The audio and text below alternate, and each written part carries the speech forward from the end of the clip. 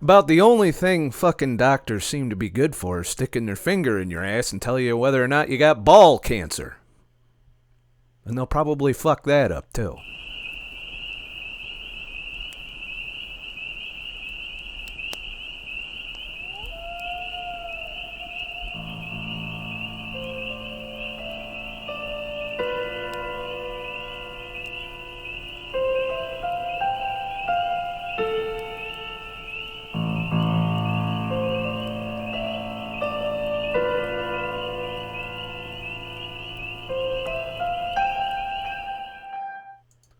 Welcome to another live motherfucking podcast that'll eventually go on YouTube too, to fill my, it's multitasking and shit.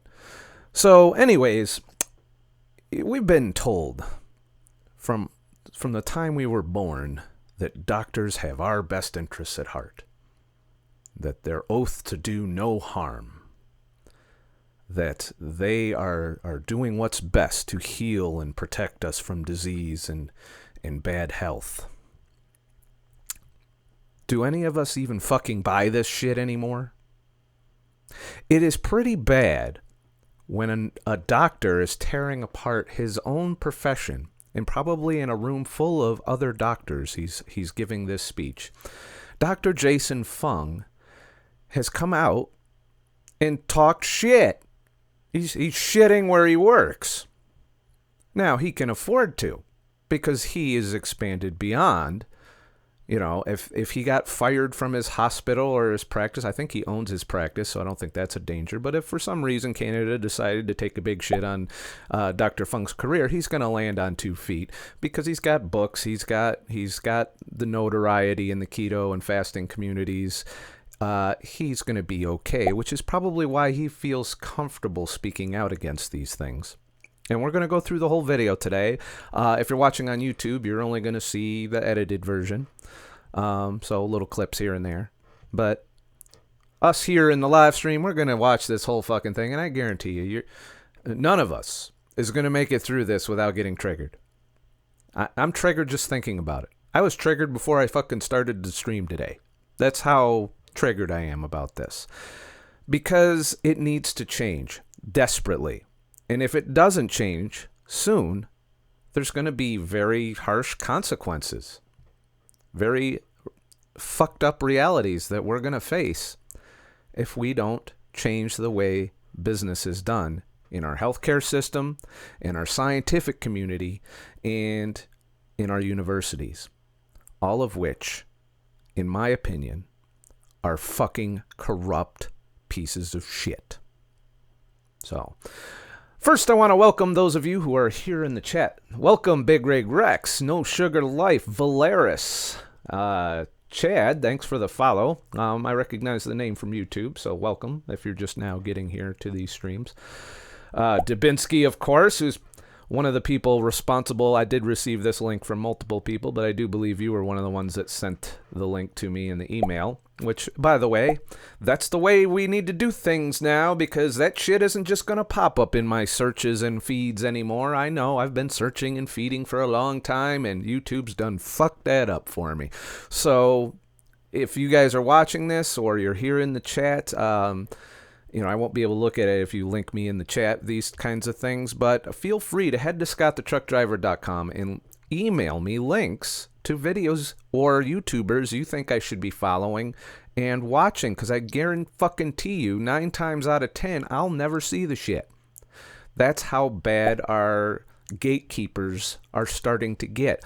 One of the reasons we trusted doctors so much is because the gatekeepers of yesteryear told us so. And that was our schools and our mainstream media television before the internet. That's in newspapers, of course, and magazines, and those kinds of things, and occasionally books. But for the most part, there was a very tight stranglehold on what someone is allowed to say and what you got to hear. We've eroded that recently with the internet, and now dickheads like me have come out and started to say, well, what about this, motherfucker? Why don't you fix this shit? This is fucking bullshit. Whereas before, a dickhead like me, other than standing out on the corner with the end is nigh sign going, hey, Can we stop doing this stupid shit? And in which case you'd maybe reach 100 people. Now we can go on the internet and spread that. And the powers that be aren't happy with that, which is why we're seeing all this censorship, why we're seeing this manipulation, because they want them gatekeepers back.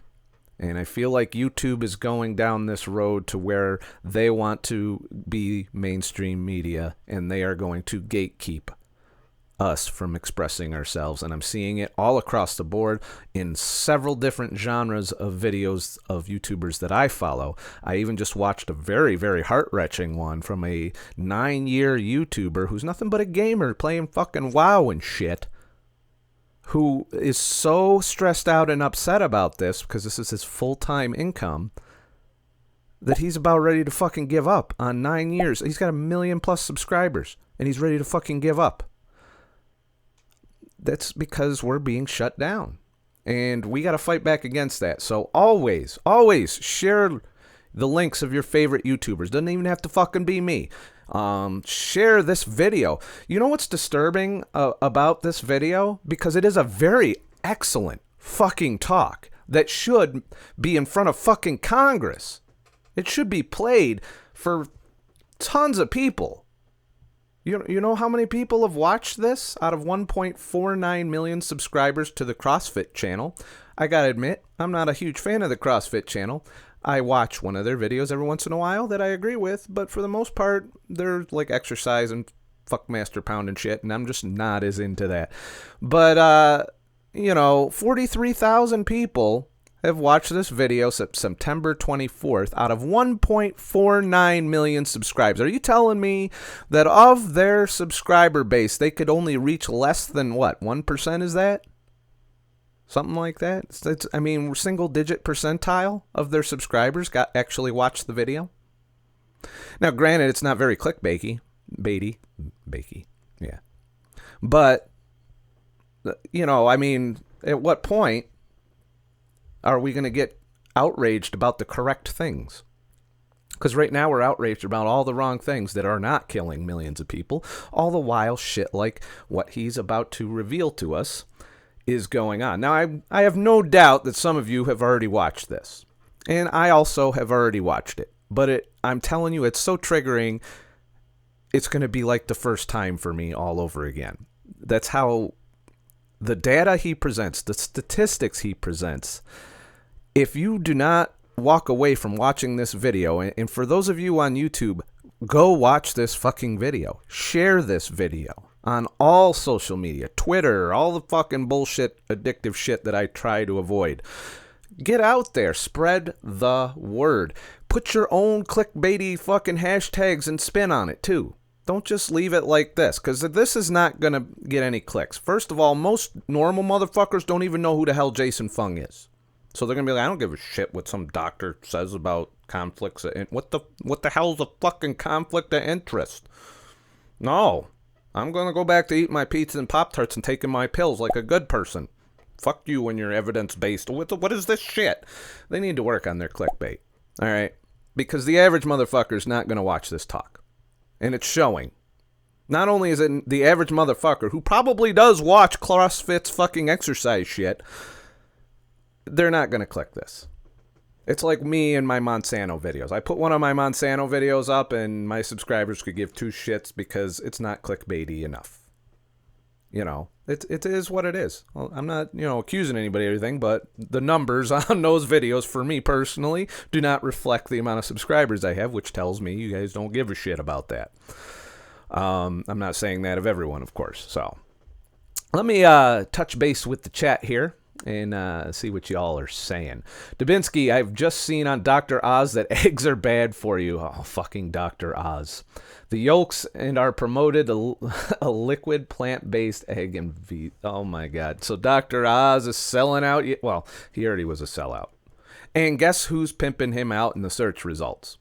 Good old YouTube. You search for intermittent fasting. You search for keto. You search for carnivore. You search for any of these fucking things, and Dr. Oz is going to rank like 10 of your fucking search results, which pisses me off because I search for this shit and I don't give two fucks about Dr. Oz and the fucking algorithm after years of analyzing my habits and tracking my movements and telling me what fucking places I visit and what I'm interested in and listening to my fucking conversations and picking out all the keywords with which to focus targeted fucking advertising at me, should be able to figure out that I fucking hate Dr. Oz. And now that I've said this, I realize that my motherfucking phone is sitting here recording all of this shit, pumping it into the fucking algorithm, and then now I'm gonna see nothing but fucking Dr. Oz everywhere I go. He's gonna jump out at me when I'm taking a shit and say, hey, have you heard that eggs are shit, you piece of shit? Eat some fucking Impossible Burgers, you fuck. I might have went too far down the rabbit hole there. But yeah, I'm sick of Dr. Oz. I don't know if you gathered that from that whole tirade I just did. Big Rig Rex, we're all going to die. That's true, but we don't have to do it the way they want us to do it. Just saying. We have a choice still. We just have to be awake. We just have to pay attention to all of the bullshit and call it out and bring other people's attention. That's my whole channel's premise, is to say, look at this dumb shit. And then you guys go out and learn how to avoid that dumb shit. And here we are improving our health. And that's kind of what I'm into. That's what I like to do. If I was a health commentator, which I think that's what I've become at this point, that's the purpose, is to say, look at this dumb shit and stop this dumb shit. They're not going to stop. They're going to continue business as usual for as long as humanly possible. And they're going to do everything in their power to push their agenda. But we can be free thinkers still. They can't control what's going on up in here, and they can't control our opinions yet. They're working on it. They got algorithms and fucking Zuckerberg and shit that are trying as hard as they can to manipulate our opinions and our desires. But if we open our eyes and we continue to communicate with each other, we can avoid all of that. I still have hope. It might be stupid, but I still have fucking hope. And I hope all of you are not completely disheartened by me pointing this stuff out to you.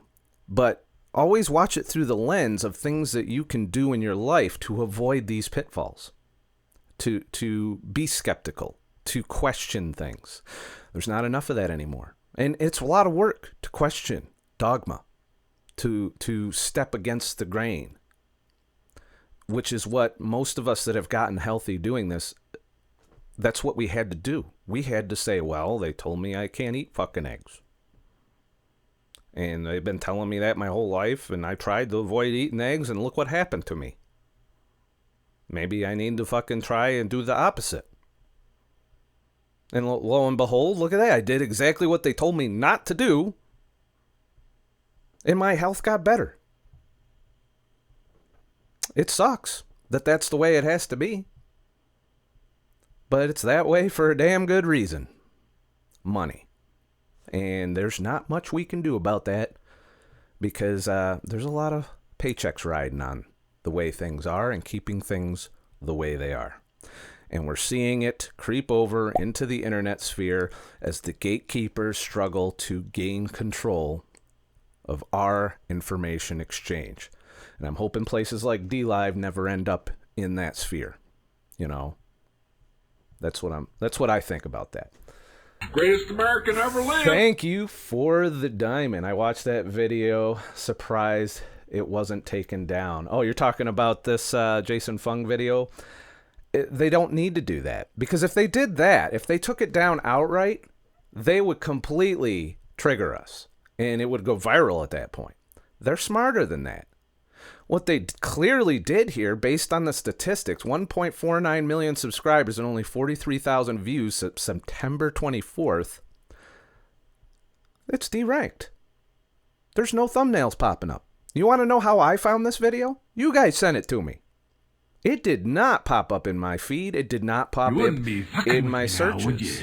Thanks for the lemon, gyro spin up. You know, that's how we got to exchange information now. We can't just rely on it to get fed to us by a curated feed. You know, there's other ways around to game the system. I already told you about doing filtered searches, but they've fucked with that too. They still affect the rankings, and they still favor mainstream rankings over the little guys. And, you know, we're still a clickbait society. We're not going to click something unless it's triggering, unless the title or thumbnail triggered. I wonder how I did with the thumbnail to this. I'm pretty sure I'm going to piss somebody off enough to click the video. Sometimes that's what we got to do to get our shit in front of people. Unfortunately, that's the same tactic that the mainstream media is using, and they're using it to not promote the best agendas. We'll just put it that way. Let's get through some more of the chat so I can get caught up and we can continue and start the video. Let's see. I'm going to skip ones where you guys address each other because that'll keep me in front of ahead of the game. Double Delta 6 minutes late. What did I miss? You didn't miss anything. I'm fucking going. The replay will be here, and of course the edited version of this will be on YouTube.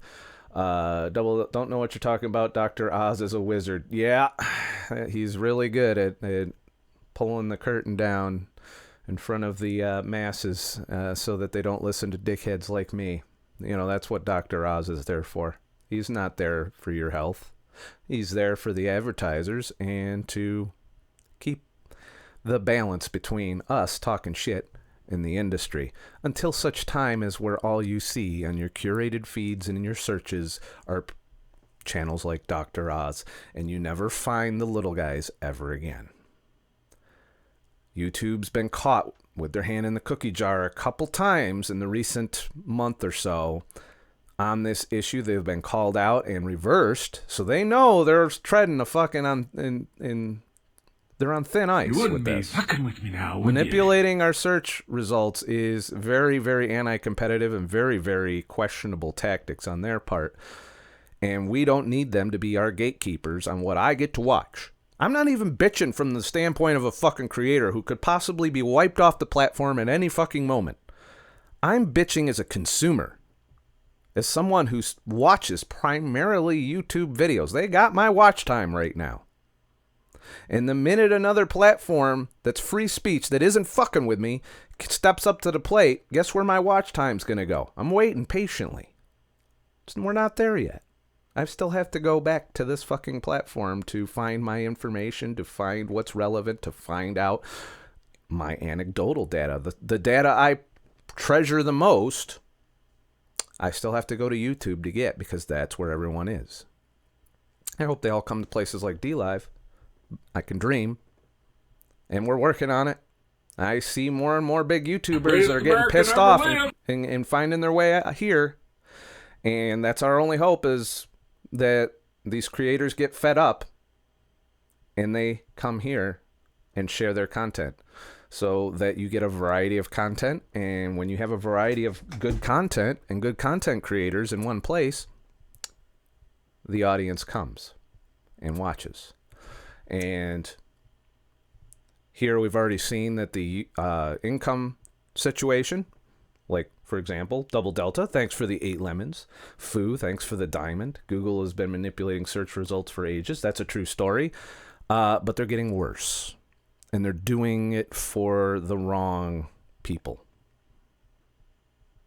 I think they need to go back to where the most relevant searches get picked. And we, as the consumers, should be deciding how something ranks by voting with our clicks, and so on and so forth, and occasionally sprinkling in some new content in there. There's always room for fuckery in that. And we'll never go back to being unfucked when it comes to our searches now, because we're never going to be able to trust it now that we know for sure that it's being manipulated. So that's what's disturbing about this Jason Fung video, is more people should see it in them. That's why I'm decided to cover this and to share it so that you all will go, especially you on YouTube, because I'm not showing the whole video to you. Please go to CrossFit, like this video, share this video, because the things he says in here are pretty fucking epic, in terms of the corruption in our medical system, in our universities, and in our science. I've been screaming about the science thing all week, with the whole meat thing. But that's only like a scratching the surface of the bullshit when you take into the context of the pharmaceutical industry and all the people they've killed, Monsanto and all the people they're killing. And, it's out of control. And then when they do fuck us up and we go and we have to turn to the doctors, you would think that that should be the island that we can go to and be safe. Think again. They're part of the problem right now. And this is going to go over some of the reasons why. So that's my thoughts on that. Can you put a link to the video? Absolutely, I can. But don't be afraid to Google these titles. You will find them if you do a specific search. They haven't fucked that up for us yet. So if you ever see me talking about something and you wanna know, definitely, there's the link to the video in the chat. All right, let's get started here. I'm sorry if I missed. I'm a long time non-TV watcher. Before it was cool. I hate having TV formats. Every talk show is like Doctor. Yeah, and that's the way it used to be, Waldemar.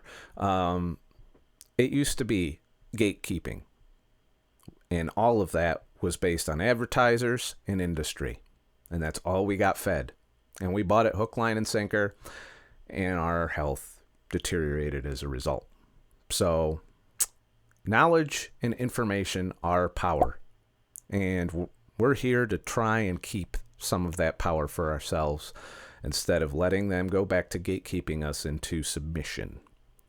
And submission is a life of consuming filled with unhealthy misery, debt slavery, which leads to a 10 to 20 year span in the pharmaceutical and healthcare system before, once they siphon all your wealth off, then they'll be nice enough to let you die.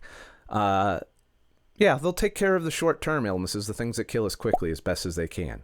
That's about all the doctors are good for. When it comes to chronic disease, I don't trust them worth a shit. If I know I've got an injury that's going to probably take me out if I don't go to the hospital right away, then I can go there and hope for the best and hope they don't fuck me up during that process, because that's a possibility as well.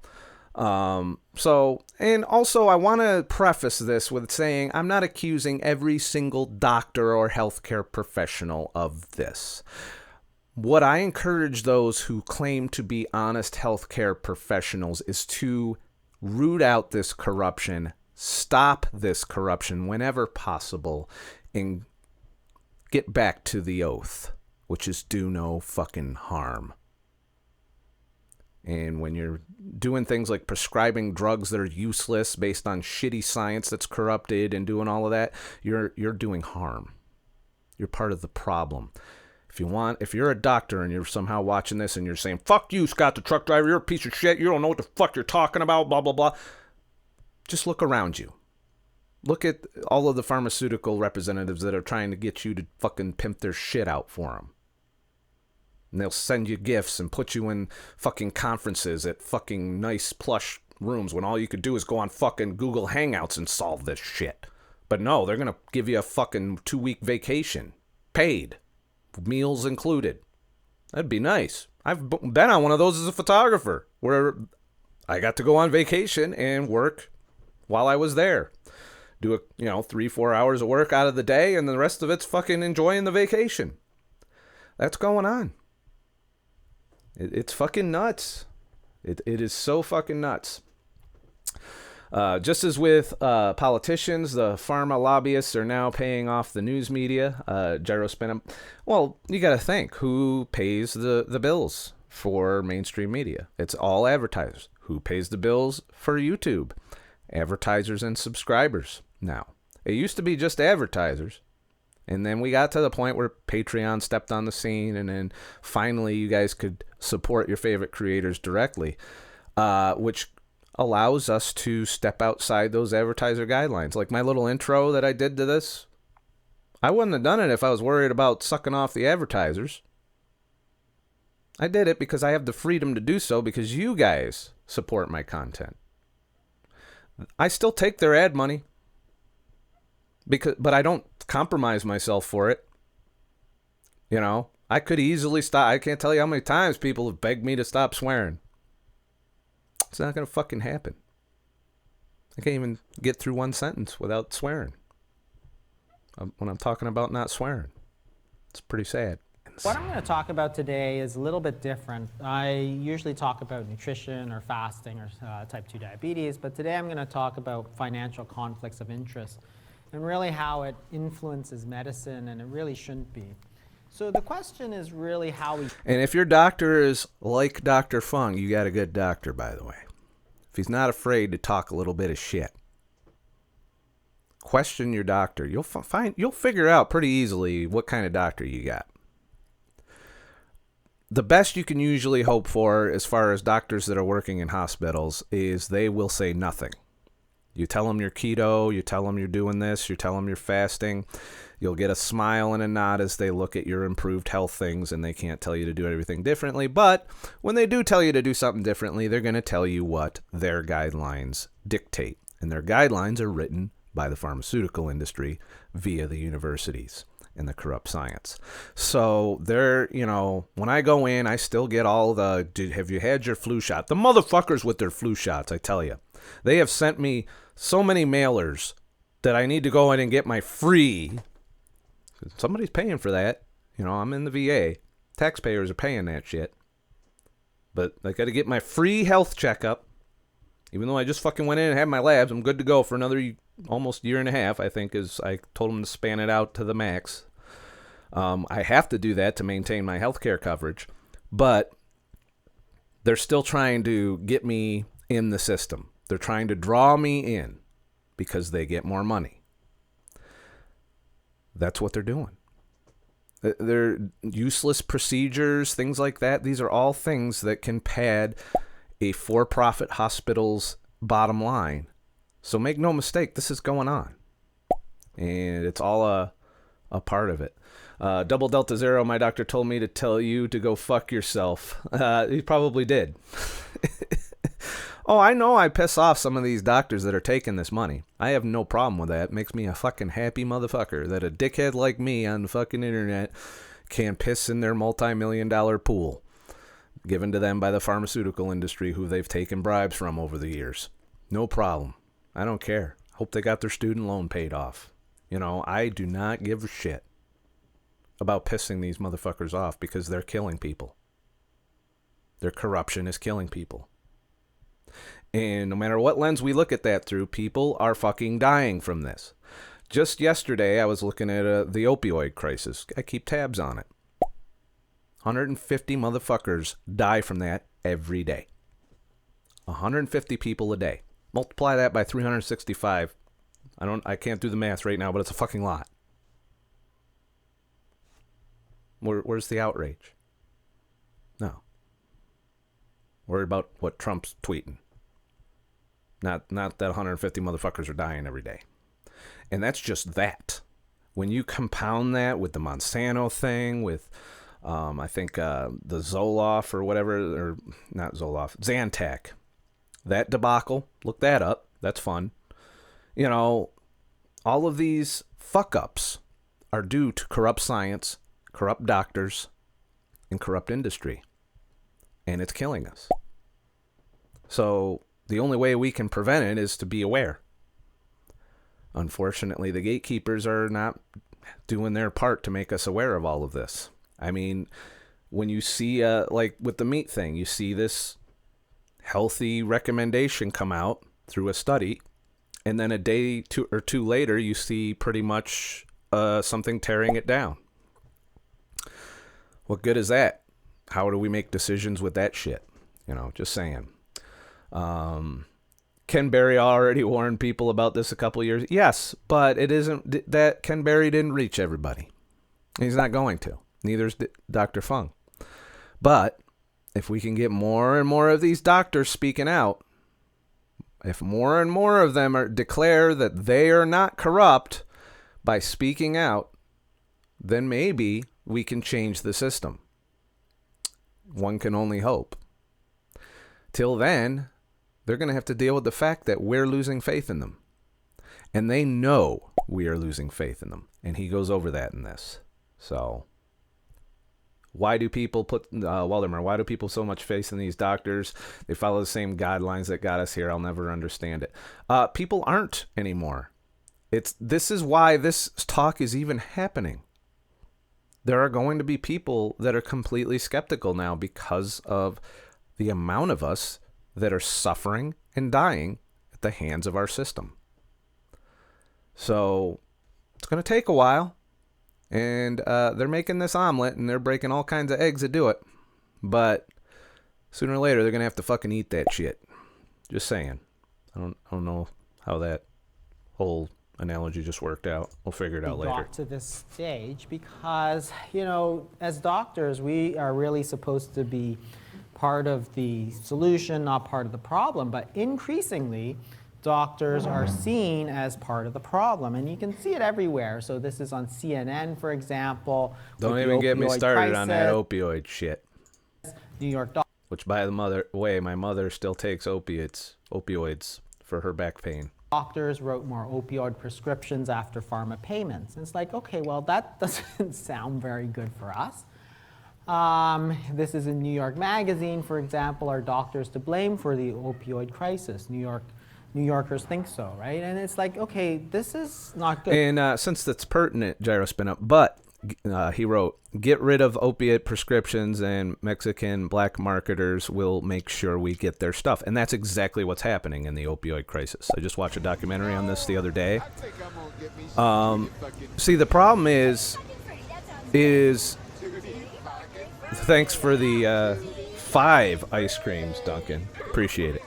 See, the problem is they put this shit on the market knowing it was addictive. They addicted millions of people. Then they took it away. And this stuff is horribly physically and mentally addictive. Not to mention, if they're in chronic pain, they're going to want a replacement for that drug to deal with their pain.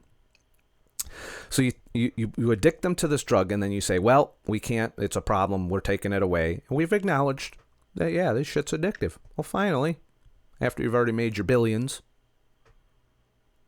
So then they take it away. Well, the drug lords down in the fucking across the border are like, hey, look at that. They did a fucking solid for us. They addicted all of these motherfuckers and gave us this gigantic market for our shit. So they not only filled that market, they filled it with fentanyl, the worst possible it's 50 times more powerful than anything the prescription drug fucking communities put out, and they made it look like shit that you stole off of your grandma's fucking pain pill fucking thing. You wouldn't know the difference if you were to get that shit on the streets. And that is what's killing people. They are addicted by the pharmaceutical industry, shat out into the streets because they did not provide any way of rehabilitating them from that addiction as part of their health coverage. They were like, nope, you just can't have your fucking pills anymore. Enjoy your fucking back pain. Enjoy your injury. We can't give it to you. Sorry. It's bad stuff. Good luck quitting. No, we don't do anything to help ease them out of that addiction. We say, no, you can't have your shit no more. So what's a motherfucker to do? You're in pain, first of all. 9 times out of 10 is the reason you got prescribed in the first place. There's always the motherfuckers that got prescribed it just because. And there's a lot of that going on. So you take this addicted population, you throw them out there, and if you don't expect the drug dealers to be like, hey, look at all that money just waiting for us. All we got to do is make the product.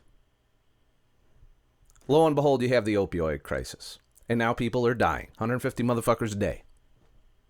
Good job, pharmaceutical industry. Way to clean up after yourselves. First you addict a bunch of people, then you kick them out. And expect them not to die. That's my take on the opioid crisis. And are doctors to blame for the opioid crisis? Abso-fucking-lutely they are. As are the Sackler family, Purdue Pharma, and a bunch of other pharmaceutical companies. Study this shit. I mean, when you look into this stuff, it is in our face, this corruption of the pharmaceutical industry. They don't give a flying fuck about us as long as they get rich. And that is the problem with our medical system. It is for profit.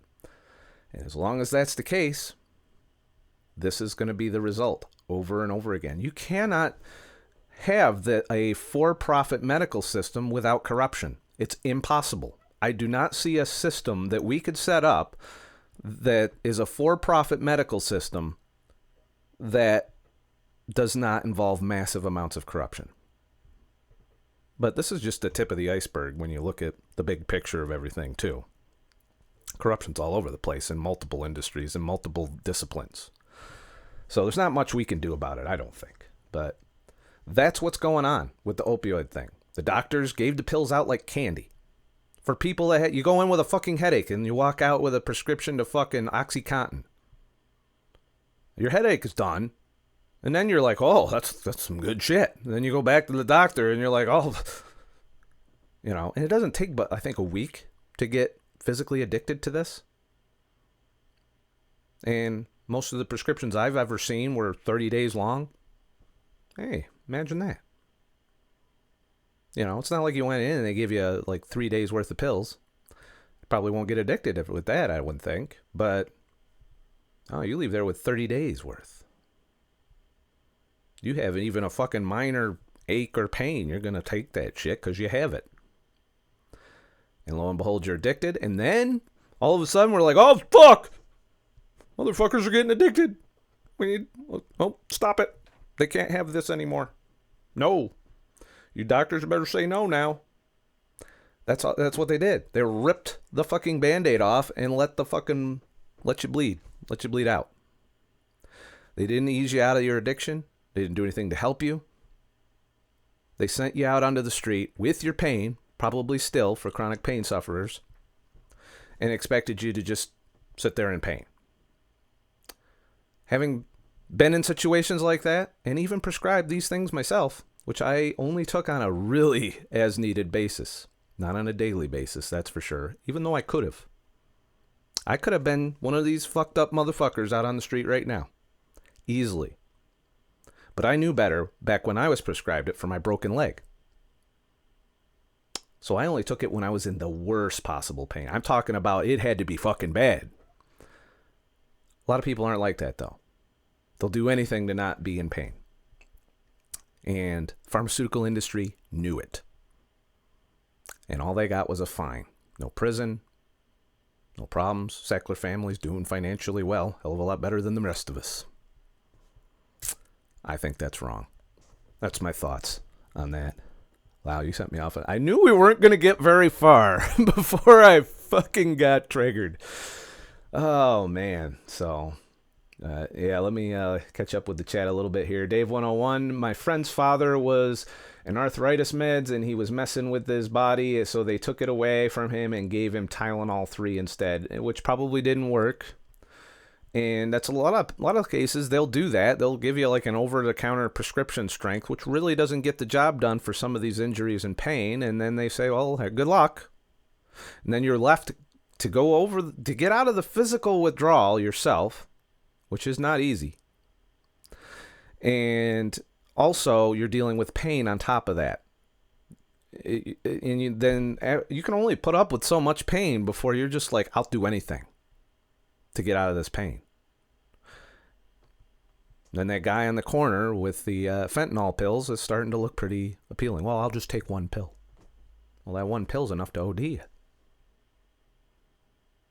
It's horrible. And the industry just went, sorry. Oh, yeah, here's a few billion. You're good. All right, we're going to take the rest of our money and fuck off over here for a while, but here you go. At least some people got rich off of this.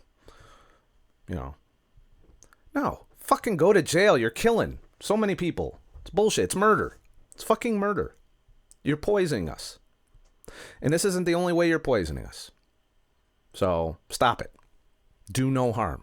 And it all comes down to the fact that we're seen as pawns of big pharma or other corporate interests. When really we should be looking after the health of our patients, not trying to promote this. So for example, Memorial Sloan Kettering in New York is one very, very famous cancer hospital. And this is Craig Thompson, who's the chief executive officer. And he was sitting on the board of Merck, one of the giant pharmaceutical companies. And everybody is wondering, rightly, why isn't that illegal? And I think he's about to cover that. But why is this allowed?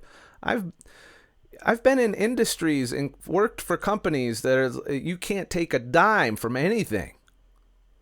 hey, if you are taking all this money from Merck, from Big Pharma, how can you be looking after the interests of patients?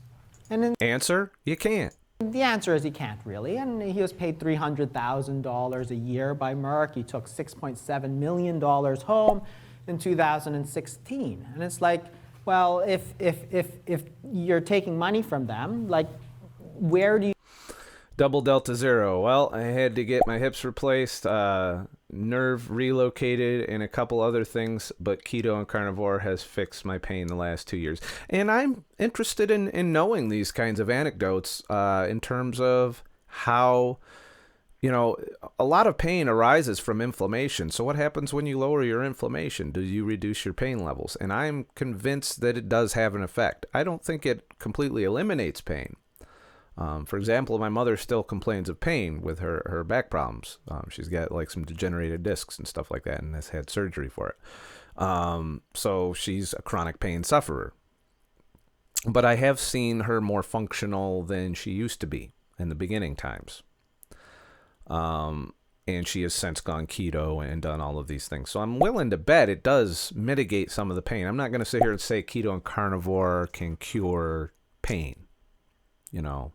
Shit can still be fucked up and break and cause pain. And I don't know that nutrition can necessarily heal that, but it might make us able to better tolerate that pain. But straight up, giving an addictive fucking substance like, OxyContin to somebody with manageable pain is questionable ethics in my book. I'm surprised they didn't find any reason to fire the doctor for sharing the actual truth. And maybe a bit. What? Oh, this doctor, you mean? Dr. Fung? Like I said, even if they do fire him, he's going to land on his feet. He's probably already making tons of money selling his books and doing these talks. So your loyalties really lie? This is another Sloan-carrying doctor. So this is Jose Baselga, again in the New York Times.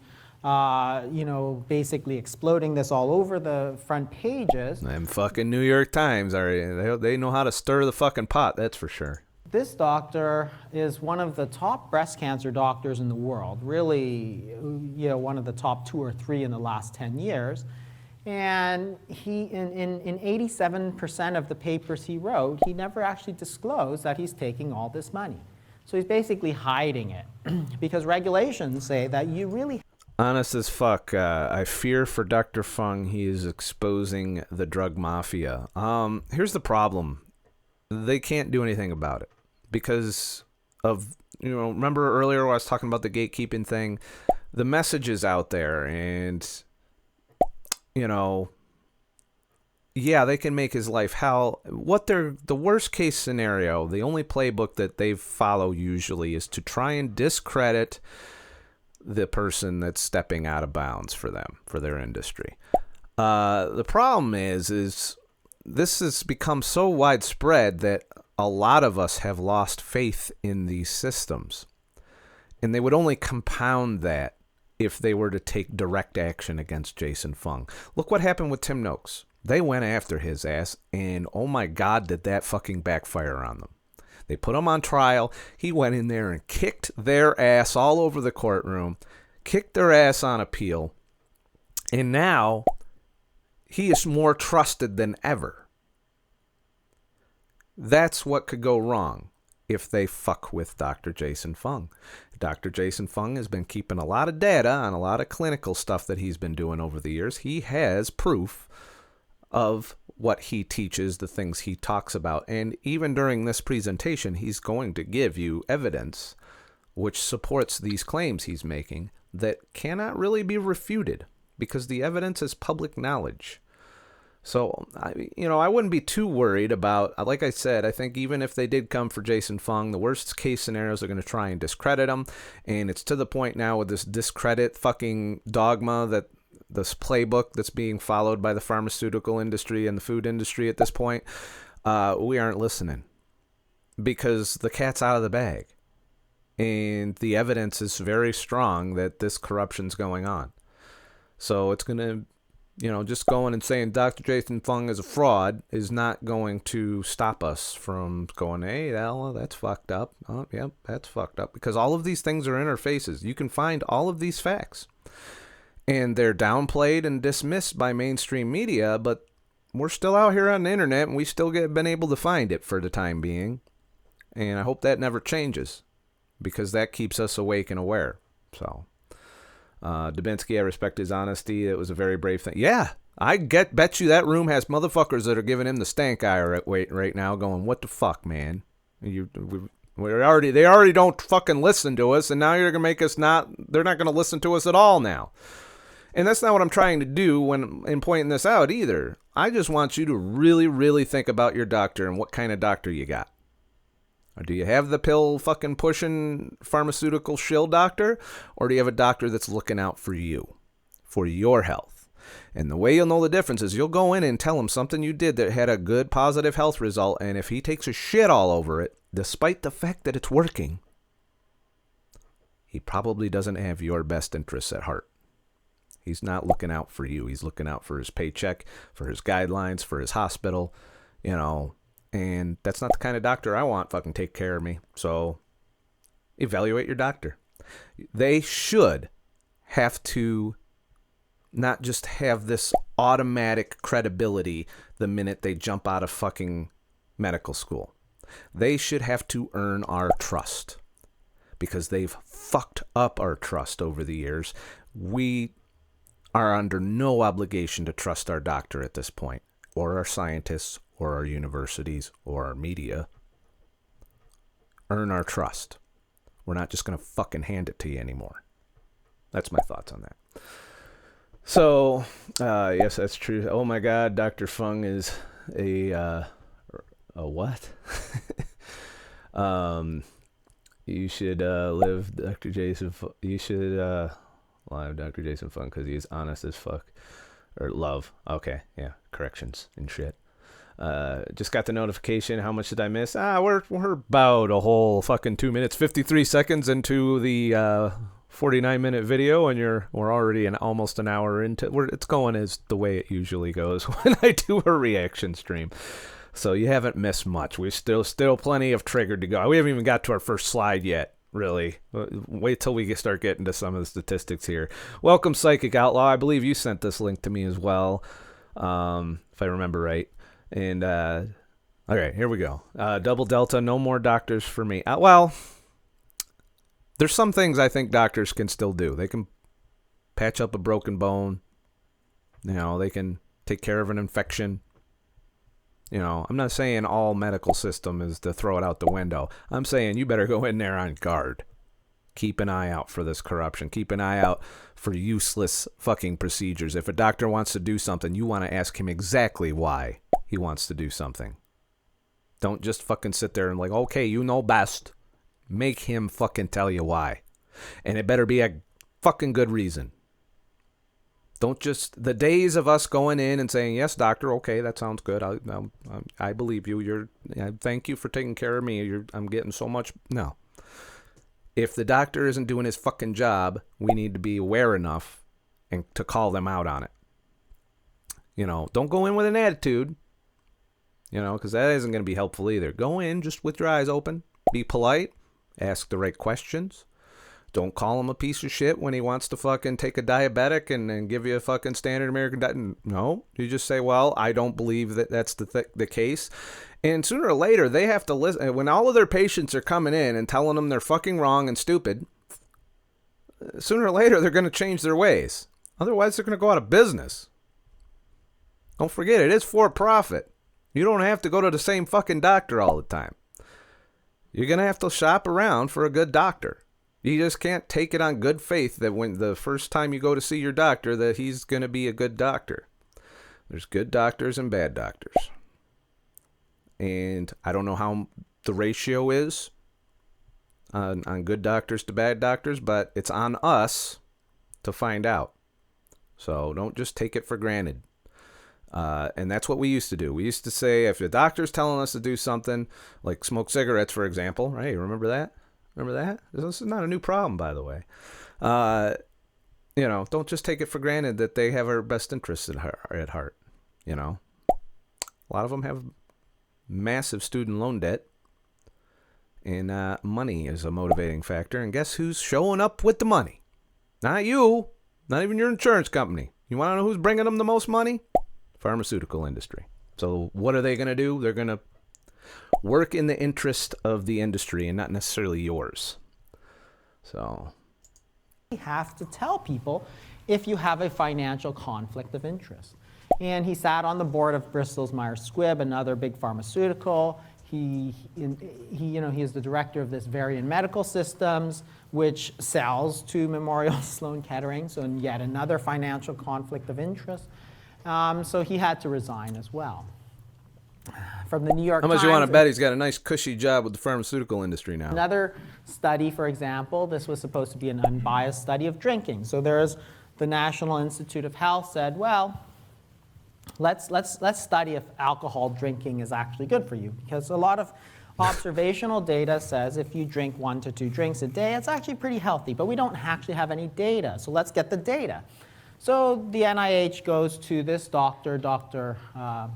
Mukamal, and he immediately goes to all the alcoholic industry and tries to get funding for this. How many of you heard that? Oh, you can have 1 or 2 drinks a day. It's actually healthy. I've heard it all the time. Alcoholics tell me that shit all the time now. And of course, you don't want. And they always tell you, oh, I can have 1 or 2 drinks and it's healthy right before they go on a 7 or 8 drink binge. The alcohol industry writing a paper to see if drinking alcohol is good for you. Like, you don't have to be that smart to understand that you want an unbiased trial of this.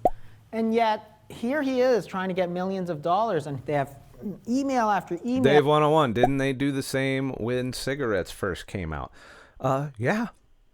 And we learned nothing. Nothing from that. Because it's the same playbook being run by different companies over and over again. Monsanto's doing it right now. The food industry does this. The vegans are doing the shit out of it right now. There's big money out there that is more important to these institutions than you and me. And that's what needs to change. We need these motherfuckers, these scientists, these doctors, these institutions to be working for us, not for corporations, not for advertisers. That's not the way it is now. That's why we see 50 fucking drug ads on TV. Really? Is there anything they can't buy? They buy our means of getting information. They buy everything. They buy our politicians with lobbyists. How many lobbyists you got working for you up in Congress there that are looking out for you? Zero working for you. Of the alcohol industry, people saying, well, you should do it like this, you should do it like this. Well, if you do it like this, it'll look bad for us, so you shouldn't do it. And this lead investigator is saying, yeah. Waldemar, wine was big for that. A glass of wine a day is perfectly healthy, LOL. Yeah. It's like eating 1 potato chip. Probably not going to hurt you too much, but you're just going to eat 1, right? Just going to have that 1 glass of wine. Not tempted to pour the refill after. No temptation there at all. Yeah, you're right. Please give me money. It's like, okay, but you've biased the trial so badly right from the start that the NIH had to actually pull the funding and stop the study. So this is all of these stories are like within the last 6 months. So this is all the ways that we got into this mess, which is the financial conflicts of interest in medicine. And unfortunately, it's basically corrupting all of medicine and what we do. So there's lots of ways. The first way that most of us are very familiar with is that they just pay you straight out. So this is doctors, and this is the insider's view. So this is Dr. Relman, and he's a former editor-in-chief of the New England Journal of Medicine. which is one of the top medical journals in the world. And what he said was that they're slowly being bought by the pharmaceutical industry, not only Slowly? in terms... There's nothing fucking slow about it. They own the medical system. From the time you say, I want to be a doctor when I grow up, they got their hands out ready to fucking fill you full of shit. Textbooks to these college students aren't written by well-meaning doctors. They're written by the pharmaceutical industry, approved by the scientists that they paid. And that's what they teach a new medical student. And then we expect them to have somehow, a doctor could be going to be a doctor for perfectly good intentions. But the corruption's almost unavoidable, and they might not even know they're being corrupted. They might think they're doing the right thing. That's how fucking ingrained the pharmaceutical industry is in this. They're fucking people up without them knowing it. They're taking away the integrity of the system. And doctors might think they're doing the right thing. In fact, good luck finding a doctor that's going to admit that they've been corrupted by this. You'll never find them. They'll never admit it. And in some cases, they have an honest belief that they didn't know nothing wrong. Why? Because the system is set up from the time they went to medical school to the time they retire. All these tentacles from the pharmaceutical industry and the food industry as well are in this system. From the time they're a medical student to the time that they retire from being a doctor. All the while, they're also trying to make money. Because there are those doctors that don't get into it necessarily because they care about people. Some of them get into it because of the money. They view it as a successful, high-paying profession that will give them no problems. Unfortunately, they have to get through a bunch of student loan debt, but, it's hard to really get rid of this problem unless we change the system, unless we divorce pharmaceutical industries from our universities, from our hospitals, from our doctors, and most importantly, from fucking advertising. Because they're corrupting all of that. They're corrupting the information the general public gets. Shit the bed! Well, howdy, folks! Most doctors are into it for the cash. You think, Dave 101? I can buy into that. I think there are less doctors that are in it to help people and more that are in it for the money. And that's based on who I see coming up through medical school now. And, Syracuse, where I live, is a big healthcare town. We have like fucking 5 or 6 hospitals and Syracuse University, and you add all of that together. And you see a lot of the newbies coming in, and if you're an Uber driver, you tend to hear them talking. And I'm not getting that vibe that they care about people that much. It's just, I don't know, call me crazy. I think they're there for the money. But, hey, that's completely, opinionated fucking statement based on absolutely zero reliable data. So, take that for what it is and shit. So I was in the Air Force, MG 0515. When I went in for my checkup, they offered me the flu shot like 8 times. The nurse did it a couple times, and they were going through their mandated fucking checklist questionnaire. And, when I said no to the flu shot, I was pretty adamant about it. I can't keep my mouth shut. My doctor knows my beliefs on things, for sure. And he just smiles and nods.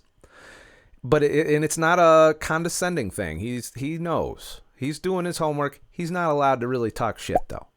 And that's the problem with a lot of doctors practicing in hospitals and under other people's practices. They don't have the freedom to speak out. They might be completely in your court on this, but they've been mandated to do certain things and certain procedures and pimp out these pharmaceuticals to you at every turn. They sat through conferences and lectures and online fucking video tutorials that they're forced to watch and mandated to do, all by the pharmaceutical industry, and it's sad. We need to get them fuckers the fuck away from our doctors. It should be illegal to take anything from the pharmaceutical industry. For our universities, it should be illegal for a hospital to take money from them. It should be illegal for doctors to take any gifts from them. And there should be background checks if you ever took money, period, from the pharmaceutical industry or worked for the pharmaceutical industry. You should not be allowed to be a doctor.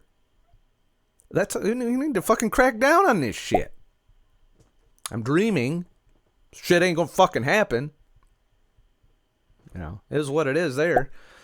I can get the flu shot for free, but I wouldn't take it if they get paid me to. And that's where I'm at. I've learned that the flu shot doesn't do anything for me, except maybe give me the flu. So I work in a hospital and take the flu shot every year. How's that working out for you, Duncan? You know, ever wonder what happened if you didn't take the flu shot every year? You know, that's a question. How are you going to know that if you're always getting the flu shot? I know it because I stopped. And look at that. I'm healthier than ever. Even though I wasn't on this, you know, we're talking a long time ago in my life. And I haven't had the flu. Even though I ate all the shit over the years, I still didn't get the flu. Had some other issues. The flu wasn't one of them. I never got the flu shot. They tried to talk me into it all the time. I'm like, nope. Government's done sticking needles in my ass. They've stuck tons of needles in my ass while I was in the military. I am not letting them stick another needle in my ass unless it's a needle I want them to. So, hopefully I still retain that freedom going forward. That one's being called into question as well.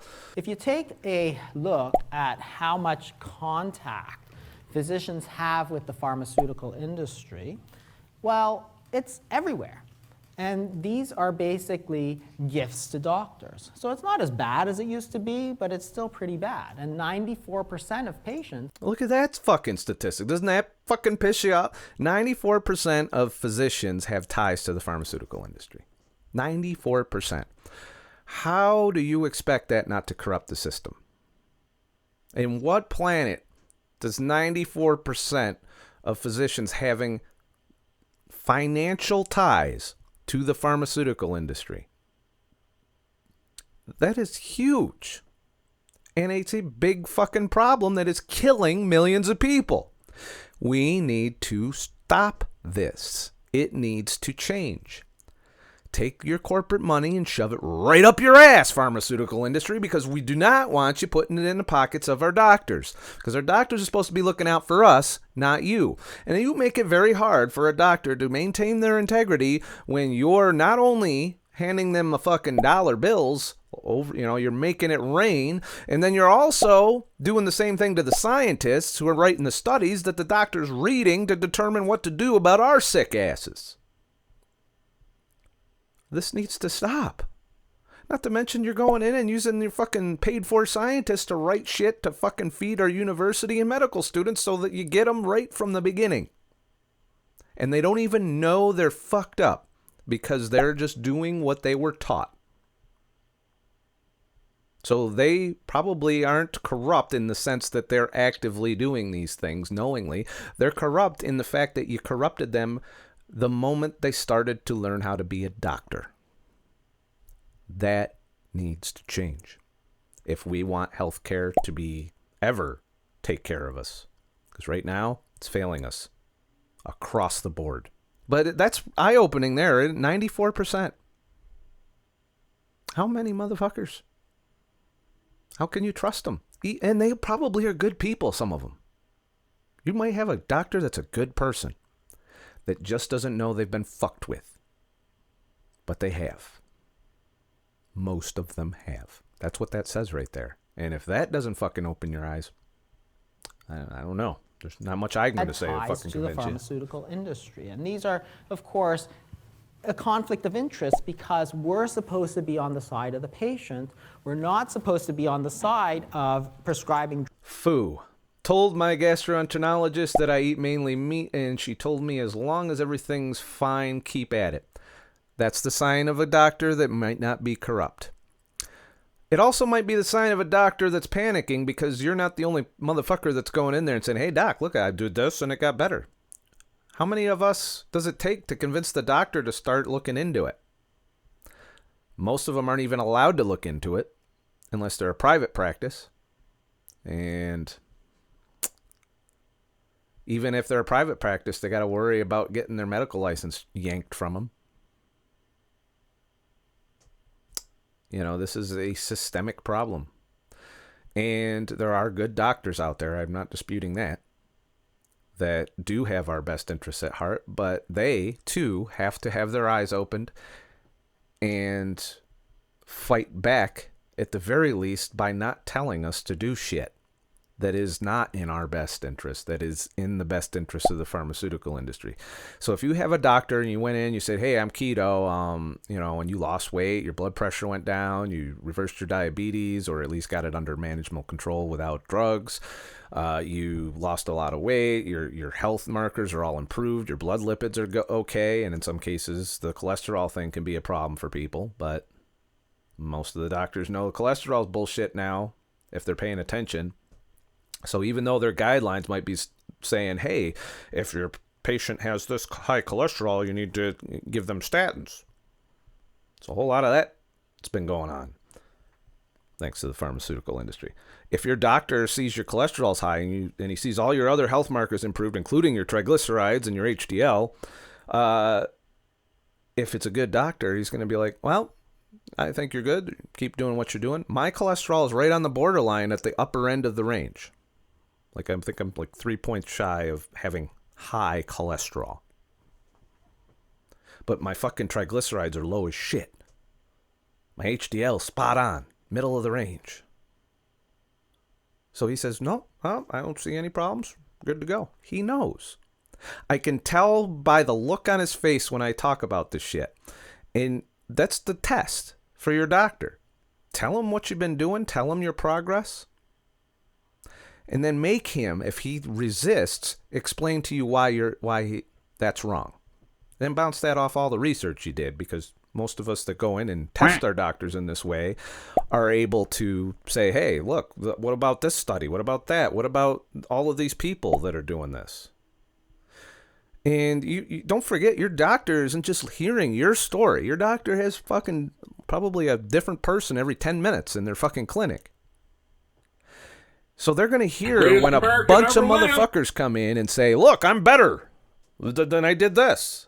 And I guarantee you most doctors have probably heard about keto and fasting at this point. Thank you for the diamond, Duncan S. Cholesterol, Dr. Paul Mason is a must-watch. There's a lot of great talks on lipids out there. And I think you can still find them, but they might be a little harder now. So share links with people. I'll actually click that link you put up for later, for when I'm offline. But, yeah, share links. Send me links. I have no problem with that. I might not get to them. I might not ever make a video about a link you sent me. Doesn't mean I didn't check it out. Doesn't mean I didn't watch some of it. Some of it I've already seen. Some of it, like 10 people send the same link at the same time. So there's that. But this is how you can circumvent YouTube fucking with my search results. So this is what I want for you guys to, if you want me to continue to discover this stuff, a lot of you are out there finding this shit on your own, or you're already subscribed to certain YouTubers who never pop up in my feed. And this is how we keep that wisdom of crowds going. If you spot a good anecdotal case, somebody who's getting better doing certain things, or, even if it's contrary to, if you want to refute some shit I say with something like that, send it to me. Just because I don't agree with something doesn't mean I won't pay attention. I don't put my head in a hole and try and confirm my own biases here. I watch vegan shit all the time. Some of it's disturbing. But I have to watch it. I can't just sit here and say I'm keto and rule out all veganism. I have to still listen to what's going on anecdotally with the vegans. So far, haven't been convinced I'm wrong with anything based on the anecdotal evidence I've consumed from the vegan community. So, this is how we have to combat this gatekeeper mentality that's now creeping into our social media and internet, and our search engines. So, that's what we got to do, I think. Valeris, on my last doctor visit, my A1C dropped so low that they said, see, the metformin is working. I said, nope. I hadn't taken any for 5 weeks just to eat meat. So you trapped them and shit. That's awesome. I like that. They wanted to drop me. I got letters. Imagine that. You know what that is? That is you got a shitty doctor. Because their proper response should have been, oh, well, it's working for you, so keep it up. That, if you hear that from your doctor, it's working for you, so keep it up. That's a decent doctor. If you get letters and they want to fucking stop you from going to dealing with you or any of that shit, that's a shitty doctor. You don't want to deal with that doctor. You do not want to put your life in that doctor's hands. You got to think about it. These are the motherfuckers that are going to be looking after you when you're really fucked up. Do you want somebody you can't trust in that position? You want one of the 94% of motherfuckers with pharmaceutical ties taking care of you when you can't take care of yourself? Because they'll fuck you. They'll fuck you good. I don't want that. So far I approve of my doctor, and I would feel confident that if he was the one calling the shots, if I was incapacitated, that maybe he might look out for me and not the pharmaceutical industry, or the profits of the hospitals for that matter. But there's no way to really know for sure. But there are things you can do to test your doctor, and you should. The days of just trusting your doctor are fucking over. And if this fucking video by Jason Fung doesn't convince you, which you're probably going to have to watch the entire thing on your own because we're not going to get it through it all today, but if that doesn't convince you, I don't know what will. It's like, come on, you got into medical school. You're not that stupid. But 61% of medical students felt that gifts did not influence their own behavior. What's that tell you about the students that are coming up?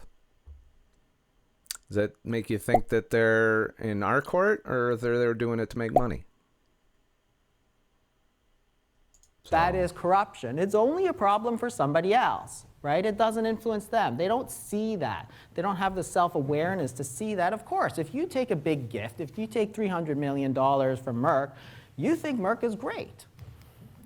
And this is the thing. If you look at the published study, so this is in the public journal medicine, what you can see is that if you compare, sorry, this is a little small. So if you look at the blue bar here, those are the people the physicians that got gifts from pharmaceutical, and the red bar is the ones that didn't get any gifts. So what you can see in almost every case, and these are by specialties, so general surgery, urology, in almost every single case, doctors who got gifts from pharmaceuticals prescribed more pharmaceuticals. There it is. I mean, there's the statistic for you. They studied the shit. And everybody's got the "it's not me" syndrome in the medical community. I don't do that. You won't even know you're doing it. They are pretty good at giving you that sales pitch. You see them on TV all the time trying to give us the sales pitch. Of course, fortunately, they also have to tell us this may cause your balls to fall off and may cause your areas to smell, and it may cause death or stroke, or your fucking eyes will pop out of your head and will skull fuck you. But it's okay. It relieves your pain. And anybody intelligent watching one of those commercials can be like, this is fucking bullshit. Well, what about when they're handing your doctor millions of dollars or free gifts or trips to fucking Hawaii or the Caribbean to listen to a fucking 2-hour sales pitch, aka science paid for by the fucking pharmaceutical industry? Then they're going to prescribe the drug. Oh, they got a whole library of drugs to pick. There's more than one pharmaceutical company. Who do you think they're going to favor? The one that gave them the most fucking perks and had the best sales pitch, along with the best paid for science. That is what that blue line is. When the blue line should look more like the red line. And I argue the red line is probably doctors reading corrupt science that was bought and paid for. Get them the fuck out of these places. Take that money away. It's killing us. It's fucking killing us. So the evidence is very clear, as if we needed it, that if pharmaceutical companies give gifts to doctors, they give more drugs because you feel good and therefore you give more. But it's not in the interest of health. It was all just advertising. So this was a very interesting study here talking about pharmaceutical firms. And what they did was they sent a number of doctors to sort of a free conference in a sunny location, all expenses paid, symposium. So really stuff that happens like every single day, And then they asked them, they tracked their use of the drug. So you see in drug A, the use of that drug went up by 335%. So you think the vacation, bought and paid for vacation, with the big sales pitch conference, you think that's there because, of our best interests?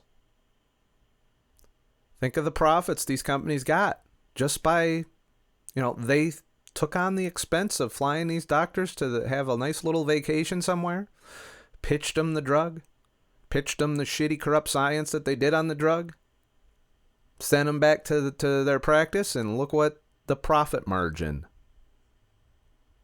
We're talking, they probably spent maybe $100,000 getting these doctors out there for this conference, and they make billions as a result. Because then that doctor goes back and has nothing but nice shit to say to the other doctors who didn't get to go on the trip, too. Don't forget the word of mouth issue from between doctors. Doctors do communicate. They do talk to each other to come to consensuses on things. Most doctors work in a team. So that's a pretty good fucking business plan, isn't it? There's lots of good money in taking care of them doctors, getting them out there to the nice fucking 5-star hotel, giving them a fucking $4,000 fucking dinner, and along with some entertainment, and then making them sit through a 1.5 to 2, maybe 5 hours. Okay, maybe there's a 5-hour session where they got to sit through a bunch of lectures on why some drug is great. Turns out you can do that on YouTube. I don't have to leave my fucking room. I can fucking watch these fucking lectures. Why do we need to bribe them? This is why. Because it works. They wouldn't fucking do it. They wouldn't spend the money and invest the money on flying these doctors down there if they didn't know they were going to get a fucking payoff on it. Why do you think they studied it? They wanted to know if they're getting a fucking return on their investment. And they are. So, that sucks. Dubinsky, did you bump your forehead? No, I'm a carnivore, so my diet's slowly killing me, and I had a zit. So I have to go vegan now. That's what's going on with this. Now, I had a zit. I popped it. It was probably a result of a cheat meal. Got to pay the price. Our immune system gets fired up. Is what it is. But some vegan's going to be like, hey, your diet isn't working. I see that zit on your forehead, you piece of shit. Better go get you one of them Chemical Impossible burgers right now so that you can get off that meat. It's killing us. In drug B, it went up by 225%. And then they asked them, hey, do you think that symposium had anything to do with your medical practice? Which it clearly did. 95% of doctors said, no, not a problem. Not a problem at all. Like, it doesn't influence me at all. This is what doctors think. This is nice, Harold. what you see. You see your mentors doing it. You see your colleagues doing it. Hey, they sent Dr. XYZ to Phoenix in the winter. They went to, like, St. Lucia and all that. But hey, St. Lucia? I've been to St. Lucia. I'd probably look pretty favorable on a motherfucker that took me to St. Lucia. And I do. I used to not think anything good about yoga. I like yoga a little bit now. Because they took me to St. Lucia and taught me all the ins and outs of yoga. Really made the pitch, too. I'm still not doing yoga. Who am I fucking kidding? I don't like doing yoga. But still, I could see the allure. If they wanted me to start throwing yoga into my fucking routine to try it out and share the experience in my channel, I'd be a little bit hard-pressed to say no. Because they took me to St. Lucia. It's the same thing with these pharmaceutical industries and the doctors. They're going to look favorably on the person that's stroking you. And they're going to keep stroking you because they know that it pays off for them. That's the thing. Okay, they're doctors, they're above this thing, right? Corruption, only a problem for somebody else. When the data is right in front of us, that it clearly influences their practice, and not in a good way, in a way that increases expenses for everybody else. The drug might... I actually, Yelva, I was forced to watch people do yoga and take pictures of them doing yoga and take video of them doing yoga. That was my job that's why they took me down there, to document everything. But yeah, I opened my mind a little bit to the yoga thing that where previously it wasn't open. Would I have done that had they not taken me to St. Lucia? I would be hard pressed to say that it would have worked. I, looked at yoga in the past with a roll of the eyes. It's a good physical activity, don't get me wrong. It requires some pretty good strength and discipline, some of which I don't fucking have. And it does keep you pretty fit, I would think. But it's not my thing. I do not look favorably. I don't recommend it to people. It's just not my thing. That doesn't mean it isn't fun and enjoyable, and that there are a lot of people that do get a lot of benefits from it, especially from the meditation parts. I do agree a lot with the meditation parts, and I wasn't even aware of the meditation parts prior to them taking me along on this little journey that I otherwise never would have experienced yoga. Never. Tried it out a few times. It was all right. It's not something I would do daily or anything like that. It's just not my thing. I take pictures. I do videos. I study health. I hike. I backpack. Those are my things. My point with the story it wasn't necessarily about yoga. It's about how it can change our perception of things when someone does something great for you, like taking you to St. Lucia, for example. It can make you, otherwise, without being a compromising individual, it'll make you look more favorably, at the very least, on something. So that when you're hard-pressed to make a decision, i.e. if you're a doctor prescribing drugs, you're going to be, having to choose between more than one drug for a solution to your problem, and you're more likely to choose the drug from the company that took care of you, gave you an attaboy, took you down to these nice places, gave you nice dinners, entertained you. And for some people are just not even self-aware enough to realize that can affect your opinion. I'm pretty self-aware. I know that I have a higher opinion of yoga now because of that experience. And that's probably the only reason I have a higher opinion of yoga. It didn't really do anything for me when I tried it. It's the same thing with these doctors. They probably already have a predisposed opinion of the drug, but that opinion improves because that company is putting all this effort into courting them, not to mention the scientific corruption that they're throwing in front of their faces during these experiences. So, Yelva, I can't meditate well, I fall asleep. I've meditated, and I still do occasionally. That doesn't really qualify as yoga. I think it's its own thing. But I've practiced mindfulness meditation in times when life is a little too difficult. When things are a little out of hand for me, I will practice. But it's not a daily routine for me either. So, and I do think there's benefits to clearing your mind, to focusing on the here and now. It can lower your stress. There's enough anecdotal evidence to support this. And enough for me to have tried it, and I tried it, and in some situations, meditation helps. But it's not something I require a large amount of because I'm feeling good most of the time now. So, that's that. You treat somebody good, and even though they might think they're honest people, they're going to naturally look favorably on the person showering them with gifts. It is a tactic used in multiple industries. In, anybody, even drug dealers use this tactic. They'll give you your first hit for free. Here you go. I got what you need. And then you're hooked. Same thing with the doctors. They're hooked. They like these little vacation trips. They like all of the attention that they get from these industries. The attaboys, the paychecks, the grants, the money comes in. Hard to keep your integrity in an environment that allows that. Change that environment. Take that away from them.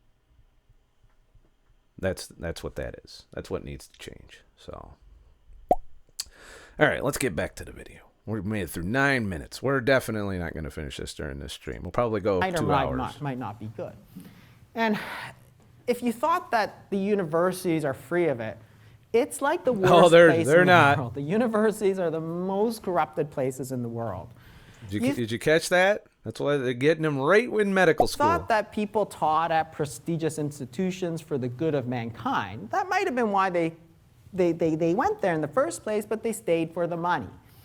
If you look at the number of articles and citations that researchers do, these guys out at the top, where they're writing 600 articles, 1,000 articles, these are the guys at Harvard, Yale, everywhere.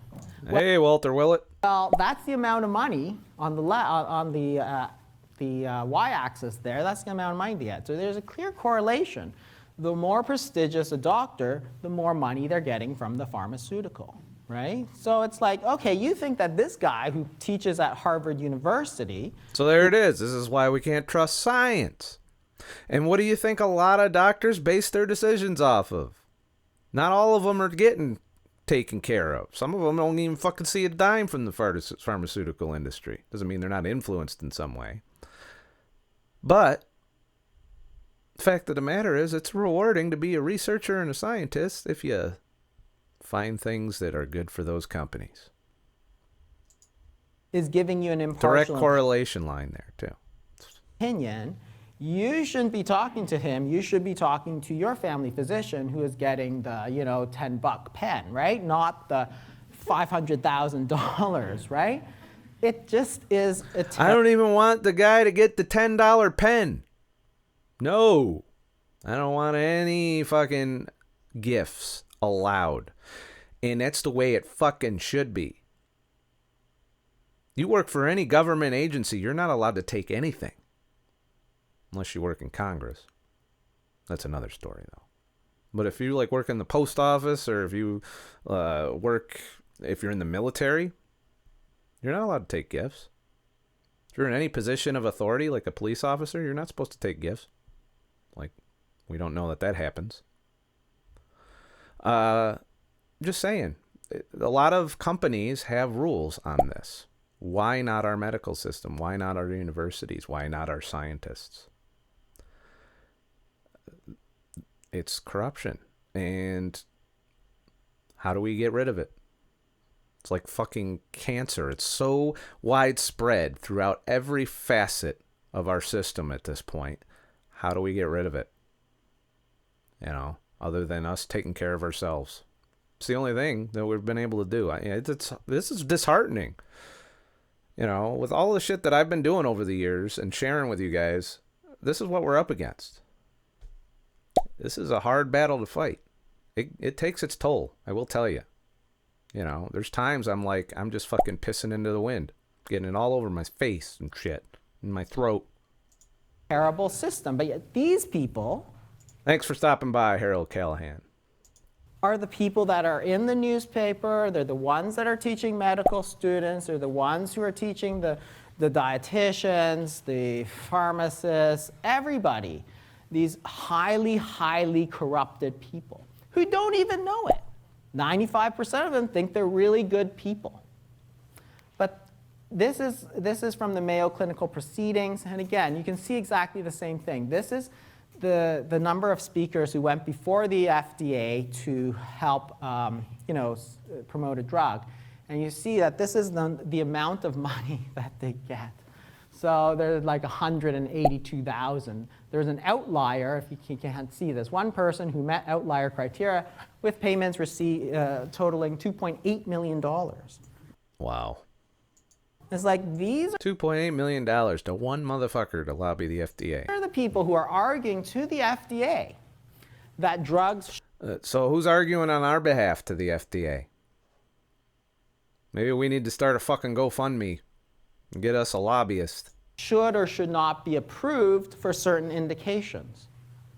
And almost every single one of them is taking hundreds of thousands of dollars. And this is in a system that we... So that's the government, too. The regulators. The ones that are supposed to be protecting our asses. Corrupted. Same thing. Not to mention the revolving door thing, where they end up either coming from those industries into those positions or having a nice cushy job waiting for them when they leave. How do you root out that corruption? I mean, this is almost an unsolvable problem. That's why I say we got to look out for ourselves. We got to educate ourselves and do everything we can to get healthy outside of this system. And only turn to the system when we absolutely have to. We allow. This is in front of everybody. This is public knowledge. This is stuff that... Are you a lobbyist for us, Psychic Outlaw? You've written them. Do you think that they're listening? Have you ever gotten a personal phone call from your congressman or your senator or whoever?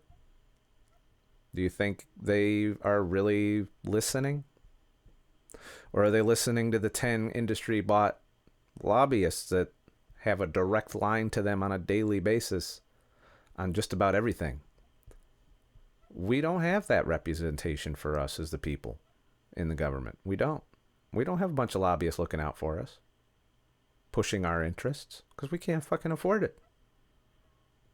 You would think with the taxes we pay, we should have a dedicated public lobbyist. Who is that? Am I wrong about this? Are there people that I know we're supposed to be able to call our representatives, and I know people that do, and I see nothing change. Why? Because it's for every one of us, there's 50 well fucking backed financially $2 million for one lobbyist. Not to mention all the science that was bought and paid for that the lobbyist presents to your lawmaker or regulator. We can't compete with that. We're just a bunch of dickheads out here looking at blog fucking posts. How are we supposed to change things with our government? Well, we can vote. That's about it. However, choice is looking there. That's out there, but nobody ever talks about. Why? Because you're not getting Harvard University to talk about it, because all their doctors are on the take. That's why we talk about it here, because this is the truth. So you have this situation now where all these doctors who are trying to, point out the problem, basically just try and get shut down. Like Malcolm Kendrick, he's disappearing from the internet. They shut him down in terms of Wikipedia. This guy, Steve Nissen, for example, he says, well, if you're against statins, you're like an anti-vaxxer. How many times have we heard this? This is one of the reasons I'm being kind of skeptical about my future on YouTube. Is this discreditation has been levied in the health sphere. We've seen Jimmy Moore get his channel taken down. Thankfully, he got his channel restored. I haven't watched it since. I'm sorry. I'm just not a fan, but I didn't want him to fucking have his channel lost. That's why I brought it up. But you're not allowed to talk about that on YouTube anymore. You can't even use that word. I have to edit that the fuck out. That's probably why this video's deranked, that word's in there. He says, right? And it's like, well, he's also the guy who's taking all the money from Amgen and Pfizer and everything, right? So it's not an unbiased opinion.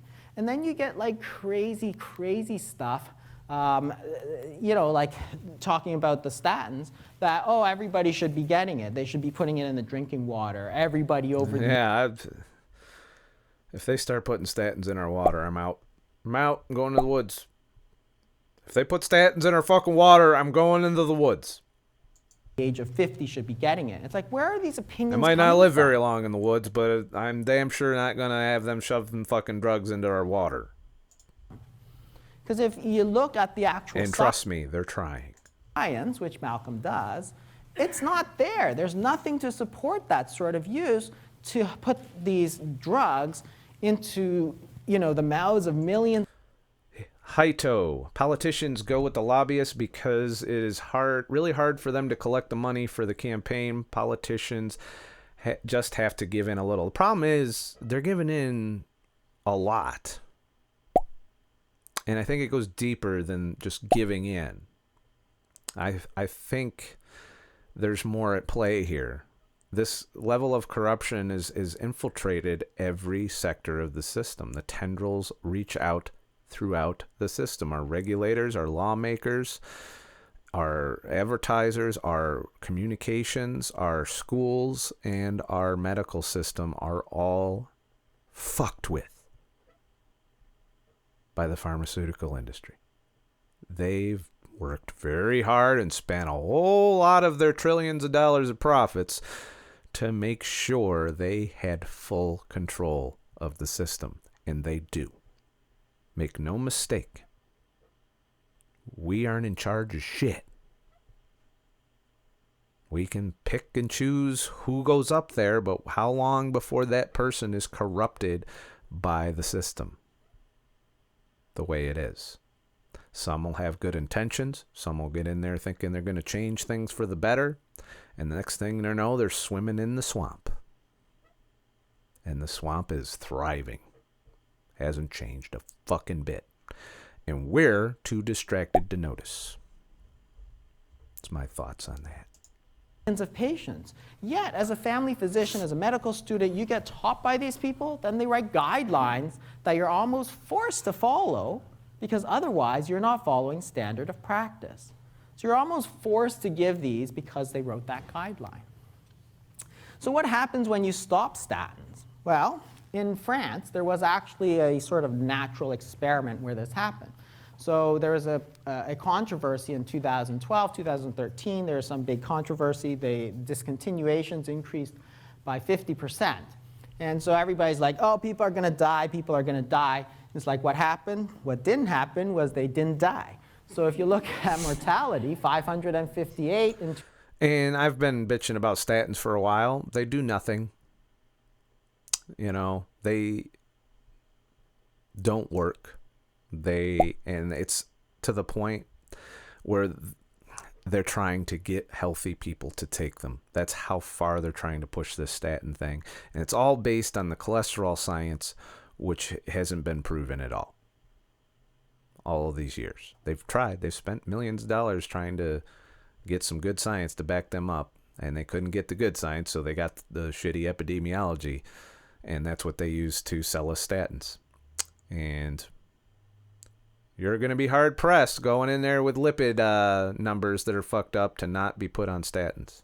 2012 and 556 in 2013. Cardiovascular deaths, 32.2 in 2012, 31.6 in 2013. So it's like, here's all these big, people who are raising all this ruckus. Oh, if you talk about statins, people are going to die. People are going to get a heart attack. They don't die. They don't get heart attacks. You're just trying to give it to the right people. And this is the problem, is that there are a population of people who take these drugs who should. But that's a relatively small amount. Then it's like, oh, but you don't make money by selling a small amount of drug. You make money by selling a large amount of drug. So you want to push it out into the general population so that everybody over 50 is. And there it is. That's the bottom line. Pharmaceuticals aren't developing drugs to cure shit, to make you better. They're developing drugs to make money. They don't give a fuck about curing cancer. They don't give a fuck about curing diabetes. They don't give a shit about heart disease. No, they're not doing it to change the world make it a better, healthier place. They're doing it to make money. That is their only goal. And they'll do it while killing hundreds of thousands of us. Every time they fuck up and kill a couple 100,000 of us. Oops. Sorry, here's some of the money back. Not all of it, just some of it. We won't do that again. Here's our new drug. This drug's way safer than that. No, just forget that other shit. You can just take this shit. We got you. We got your shit. We promise to not do that particular fuck up again. It's not working, is it? I mean, there's nothing good that's coming out of the pharmaceutical industry. I'm sorry. I have yet to notice a benefit to some of these drugs. Even the over-the-counter shit. I've taken all of the over-the-counter drugs out of my life. Even if I get a headache, I won't take a fucking headache med. That's how much I'm pissed at the pharmaceutical industry. I'll put up with a headache for a couple days before I even think about trying to do something about it with a drug. But that's me. I can't ask that of anybody else. That's just how I deal with it. And I'm not even saying that's what you should do. They're going to have to drag me kicking and screaming to give me shit. That's it. That's where I'm at with it. I can't trust them. And I've worked really hard to get where I'm at health-wise. I've changed so much about my lifestyle, so much about my value system to be able to get to where I'm at today, which is a healthy 43-year-old of semi-normal body weight, able to go backpacking and do all of these physical things that I used to find impossible or difficult to impossible. And I did it all without popping pills. I've given up a lot. I can't even keep track of how the fucking research I've done over the years. I'm not going to throw it away and go in and get put on some fucking pill that's going to destroy all of that. That's me. That's where I'm at with this shit. You know, I've had enough. Enough is enough. Fix this system and restore our faith in it. Get our trust back. Because we don't. And they know it. He's given this talk knowing we don't fucking listen to them anymore. I bet you a bunch of you have encountered a doctor at some point where you just said, look, I'm not fucking doing that. I'm sorry, but this is what I'm doing. It's working for me. You can either come on board or you can fuck off. That's what's going on out there. And the doctors are scared, just like the scientists should be scared, that we're not listening anymore. And they should be scared, and they should fucking do something about it, and that is to divorce from these industries. You want us to trust you again? Say you're a researcher in Harvard, for example, and you want us to believe what you're saying? Stop taking the fucking money. Period. That's a good first step. Then you still got to regain our trust. Because we already know you took the money, motherfucker. Stop taking the money. Rebuild the trust by working for us. Help us get better. Help us heal. Stop taking the fucking money. And you'll restore our faith in your craft, in your authority. We'll turn to you instead of the fucking internet to figure out our health problems. That's my plea to the fucking medical industry. Bastards. All right, let's go through some chat here. I haven't acknowledged the chat a little bit. Psychic Outlaw, headache, increase your salt usually. I don't get headaches very often anymore, Psychic Outlaw, unless I'm, like you say, dehydrated and I'm not taking care of my electrolytes properly. I haven't had a headache in forever, though, honestly. Last headache I got was back when I drank. Or, no, I take that back. I tried quitting caffeine. There was headaches involved in that. And those weren't fun, too. They lasted a while. And I didn't take any fucking pain meds for it either, so there's that. Yelva, Charities are riding the coattail of the big pharma, too. They rake in big money every year to fund research for cures no one is looking for. And they're never finding the cures. That's the other thing. What happens to a charity when they suddenly don't have to raise money for shit anymore? You know? Is it in their best interest to, especially when they're a nonprofit, but they're paying their people that work for them?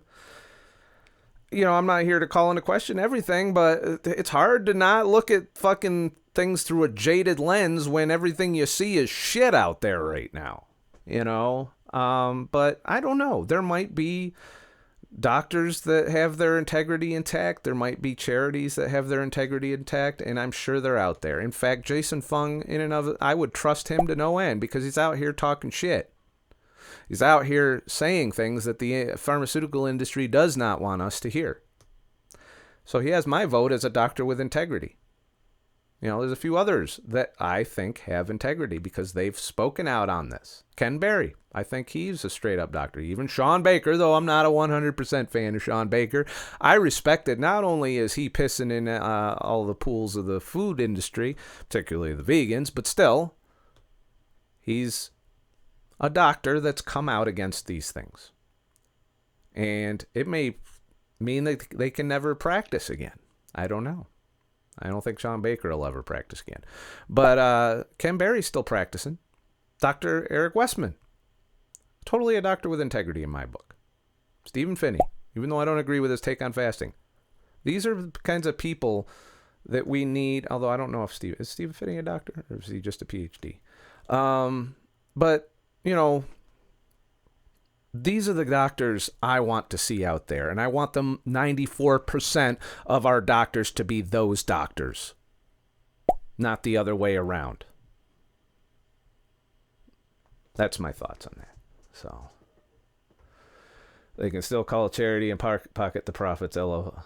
That's true. And I can't solve all the world's problems. I can't even solve this problem. But I can point out what I know about. I don't know about all the charity corruption. I haven't looked into it. And I don't really want to open that can. I got enough worms on my plate. I don't need to open another can of worms. Dr. Oz is still out there too. Yeah.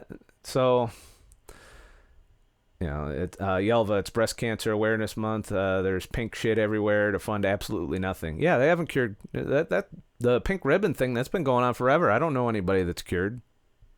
I don't know that we're preventing breast cancer. And where's that money go? How would they, Shit the bed. Well, howdy, folks. Thanks for the follow, Miss Invisible. That brings to light a good thought, a good question, a thing that we should think about. When a charity is raising money to fight cancer, for example, what do they do with that money? Who do they give it to? I bet you they give it to the pharmaceutical industry and medical industry to pay the bills. Well, we already know those industries are corrupt as fuck, so we're essentially donating more money to them with the charity as a middle. And the charity might be completely oblivious to this. They might think they're doing the good work. Or we're funding the research that's also paid for by the pharmaceutical industry that's going to create the magic drug that's going to cure this problem. There's that gray area there.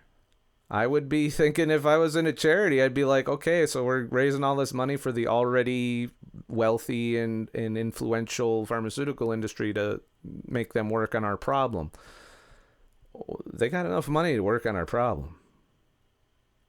If they really cared. Why does the guy working at Walmart have to put $5 in the pink ribbon jar to give to the pharmaceutical industry? Shouldn't they already have enough money with the drug profits of everything that they've fucking killed us with over the years? Let's make that money fucking go to a good cause for a change, instead of fucking the bigger house and the bigger yacht for the CEOs of the companies. That's my thoughts there. So yeah, you might support your charity, and that charity might have a good heart, and they make sure to give that money to, but who are they giving the money to? That's what I would want to know. Before I ever gave $1 to a charity, I would want to know what they're going to do with it. They're giving it to the for-profit hospital? Okay. But isn't that hospital already making good money? Can't they do this without us having to dig deep? They already gouge us with the medical costs. Are they actually going to fix the problem? Are they legit? Can I go and see where this money's being spent? These are all questions I would ask before donating to a charity. I can't tell you how many charities I won't donate to because I don't know what the fuck they're doing with the money. I'm not just going to take it on good faith that they have the best intentions and that they're just going to take the money and give it to the right people to do the right thing. They might think they're doing that. But if they're giving it to a pharmaceutical industry or for-profit hospital, I would question that. That's my thoughts on charities. And I can't tell you how many places I go and there's little charity fucking things to put money. I don't know who the fuck that goes to. I don't know how can I trust that? And there's been plenty of cases that show that we can't, and it's the same thing there. Where does this corruption end? I know these charities have their heart and their, in the right place. And I have seen charities that do things that are definitely, they're in line with their ethics. They're not compromised. So don't go out there thinking every charity's corrupt.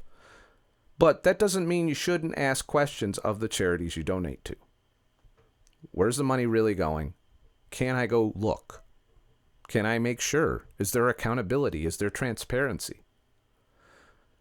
And if the answer to any of those is no, then you need to talk to that charity and be like, look, I want to give, but, I don't know that this is the best allocation of these funds. And it better be fucking transparent as shit. That's my thoughts on charities. I mean, and it sucks that we have to think this way. I'm not happy about it. It should be easy to give money to people that need it without worrying about if they're actually going to get it. But there is plenty of evidence out there of charities. Like, a hurricane blows through a fucking country. We give a bunch of money to fucking charity. And lo and behold, 3 years later, the country's still fucked with very little progress. And not to mention that all the locals are bitching about the fact that the charity didn't do shit for them. Where'd all that money go? This is so widespread, and it's because of the system we've set up. And, even people, like he said earlier in this video, even people that think they're doing the right thing don't know that they're being corrupted by this system. And it's sad. I wish that this wasn't the case. And it infuriates me to no fucking end. It's not that useful. And this is what it showed.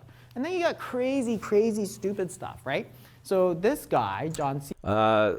Psychic Outlaw, Salvation Army was good to my little sister with Down syndrome after my dad died and mom had passed. I'm not saying all charities are corrupt. The Children's Miracle Network, I've seen them in action. That's a good charity in my book. I would give to them. I'm just saying, do your homework on the charities you get through. Make sure they're actually doing what they say they're doing. That's it. And unfortunately, you might come across a charity that isn't. There are good charities out there. Don't take me wrong. Don't say, I'm never giving a fucking dime to nobody. No, I'm saying, look into it. This is day and age of Google. You could still Google shit. They haven't fucked that up completely yet. Or DuckDuckGo if you don't trust Google. Get out there and dig a little. Find people that have been helped by those charities. Maybe somebody that went through this and had like the Children's Miracle Network step in and do something nice for their kid or something, or something like that, and then give to those charities because you've seen it in action. That charity works. My problem with some of these charities, like I said, they think they're doing the right thing. They're raising money for cancer research, for example, and then they fund industry-led studies that don't cure cancer, that don't even fucking move the needle for us. Find somebody that had cancer that one of these charities took care of and donate to that charity because you know that they took care of somebody. They're doing what they say they're going to do. That's all I'm saying with the charity thing. By no means am I trying to lump them in with the corruption of industry. But they might also be victims of it. There are corrupt charities, don't get me wrong, but I think more often than not, charities have good intentions. That they just don't know any better. They could be victimized just like the rest of us. That's my thoughts on that. Yelva, my point was that if a charity was raising funds for a cure, it's bullshit because Big Pharma isn't looking for cure. Yeah, that's kind of my point too. That they might unwittingly just be giving more money to the pharmaceutical industry. And I would want to know about that if I were donating to a charity. And, bottom line, if I were to, donate to a cancer charity, I would just find somebody with cancer and give them fucking money. Because they're going to need it.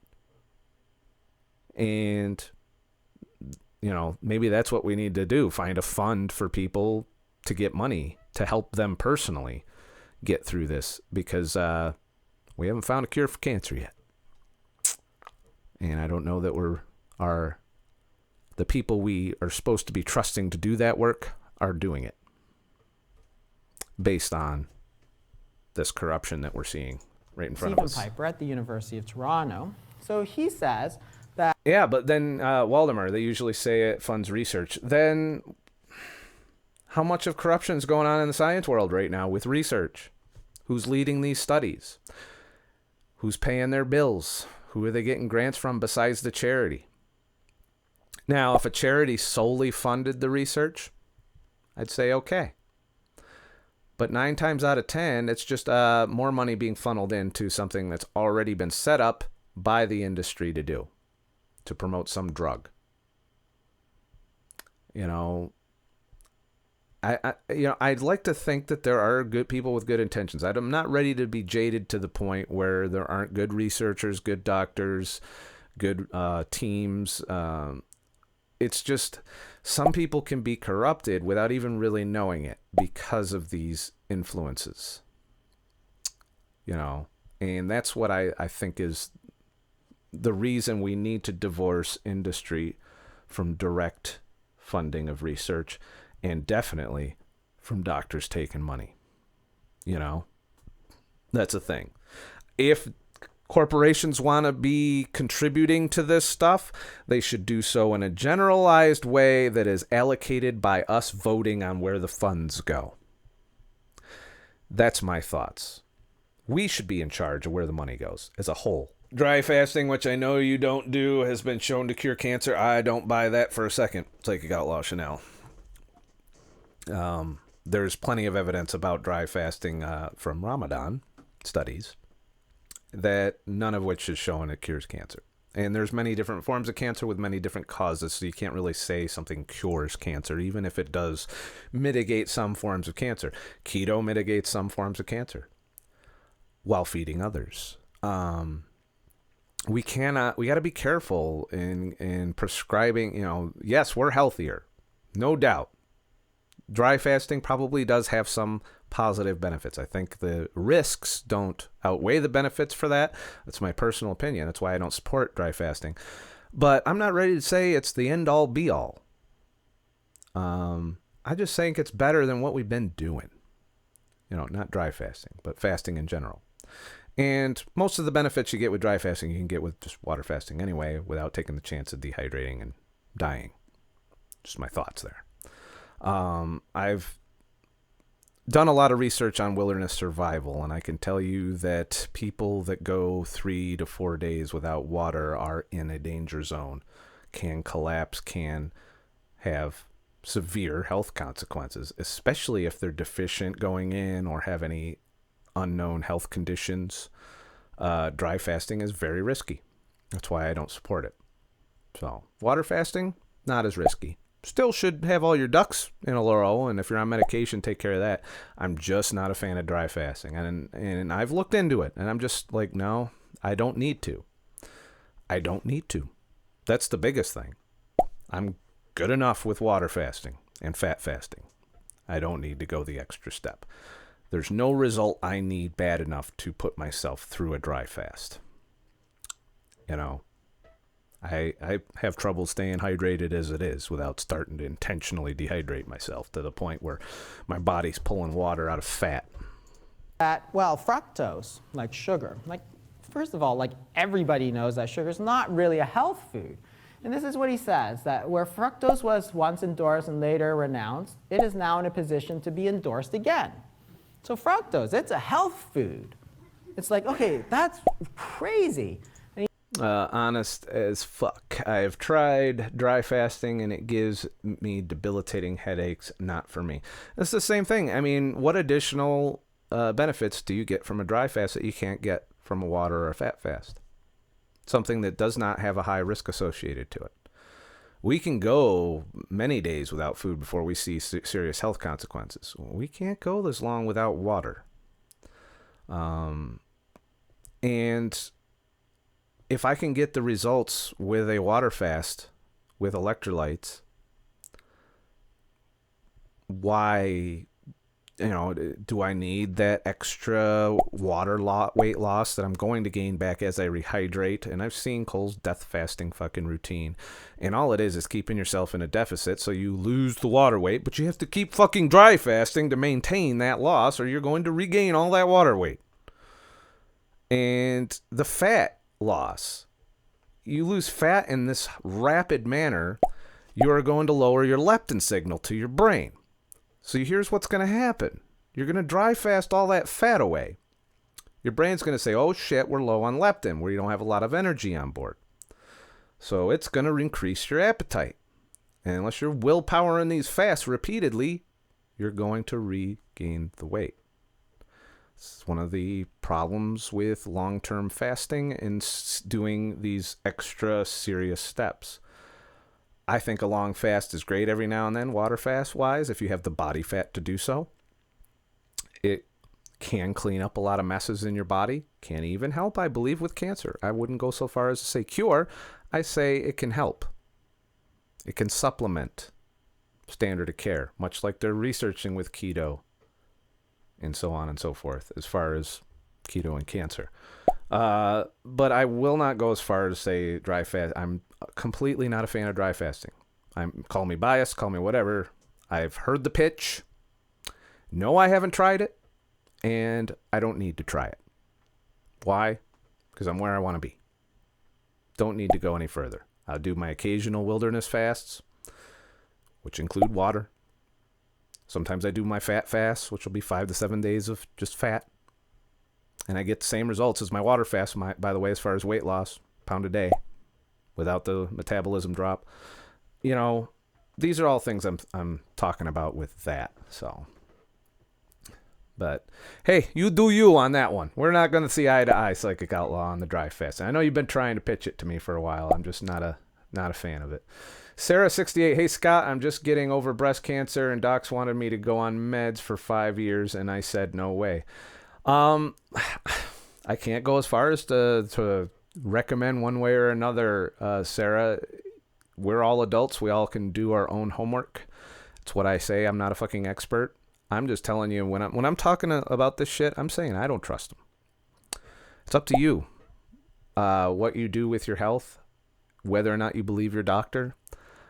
I have heard stories and anecdotes of people with cancer saying, fuck that, I'm just going to see how long I last without it, and lasting a long time. But I've also heard anecdotes of people that told their doctor to go fuck themselves and succumbed to the problem very quickly.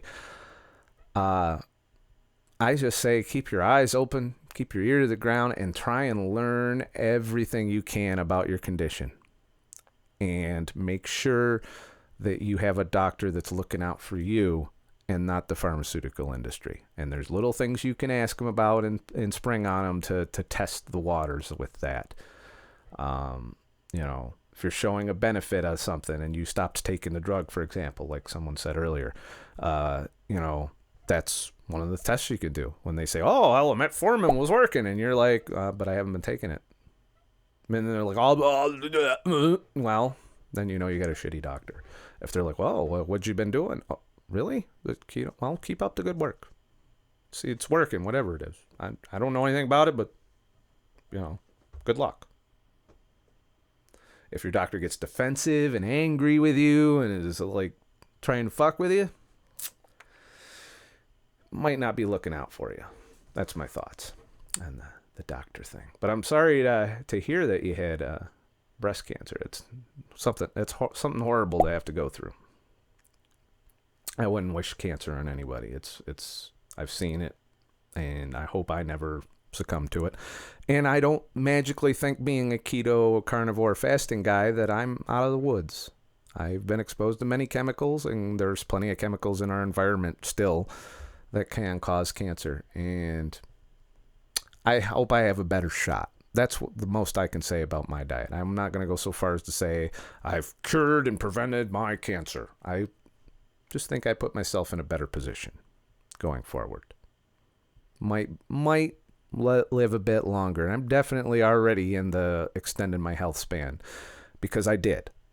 I'd be on diabetes meds, heart meds. They'd probably try and put me on statins, you know, if I'd have kept on the path that I was on before I righted the ship. So I've already extended my health span. That is the amount of years I get where I'm not in the healthcare system, where I don't have to take pills or go to fucking doctor's appointments all the time just to live. You want that time to be as long as possible. And our food environment isn't going to support you. Our system is corrupt and not supporting us. So it's stuff that we have to do in our own lives with our own knowledge and research to get us to the point where we can step out of that system. You know, that's my thoughts on that. Well, I think dry fasting could be very dangerous. I agree. And that's from my survivalist stuff that I look at and I study. And that I kind of have to, because I go out in the woods without any food. So I kind of got to know a few things when I go out there. And watched a lot of survivalists who have gone out, and if they go more than a couple days, plus the physical labor involved, and I know Cole's telling people to exercise during this, and you're playing with fire if you're exercising and dry fasting, and you're definitely playing with fire if you have a health condition, an unknown health condition, or even a known one with which you've already been prescribed medication for. You're going to tell somebody that's on medication and you don't know how that medication is going to interact with somebody that's even water fasting, let alone dry fasting. I can't go so far as to recommend something that is just so risky. I know water fasting can't even be risky to somebody who has health problems, and that's why I would say do your homework, do your research. Don't just take my word for it, or anybody else's that's talking shit on the internet, like Cole, for example. Go out and find out. Are there people that are successfully doing this? Do they have the same health problems I have? Are they on medications? That's a big one. Medications are the fucking wild card of the bunch. If you're doing fasting and keto and all of these things, it changes the power and potency of these pharmaceutical drugs that you may already be on. And you're going to need a doctor in that process. That's why I say it's very important the doctor you pick. I'm not saying trust them, but I'm saying you're going to need to kind of know what's going on with that medication. Tell the doctor, look, I don't give a fuck what you say, I'm fasting, or I'm eating keto, or I'm eating carnivore, or whatever. You need to tell me what this drug does to me in that situation. Or can you get me off this drug? You're really playing with fire when you take it into your own hands in terms of when you're prescribed a drug and you're ill, if you have an illness. You're taking a chance. It's up to you to discover what you believe and make your own decision. Do not just do it because some dickhead on the internet tells you. Not even me. Not anybody. Not even Jason Fung.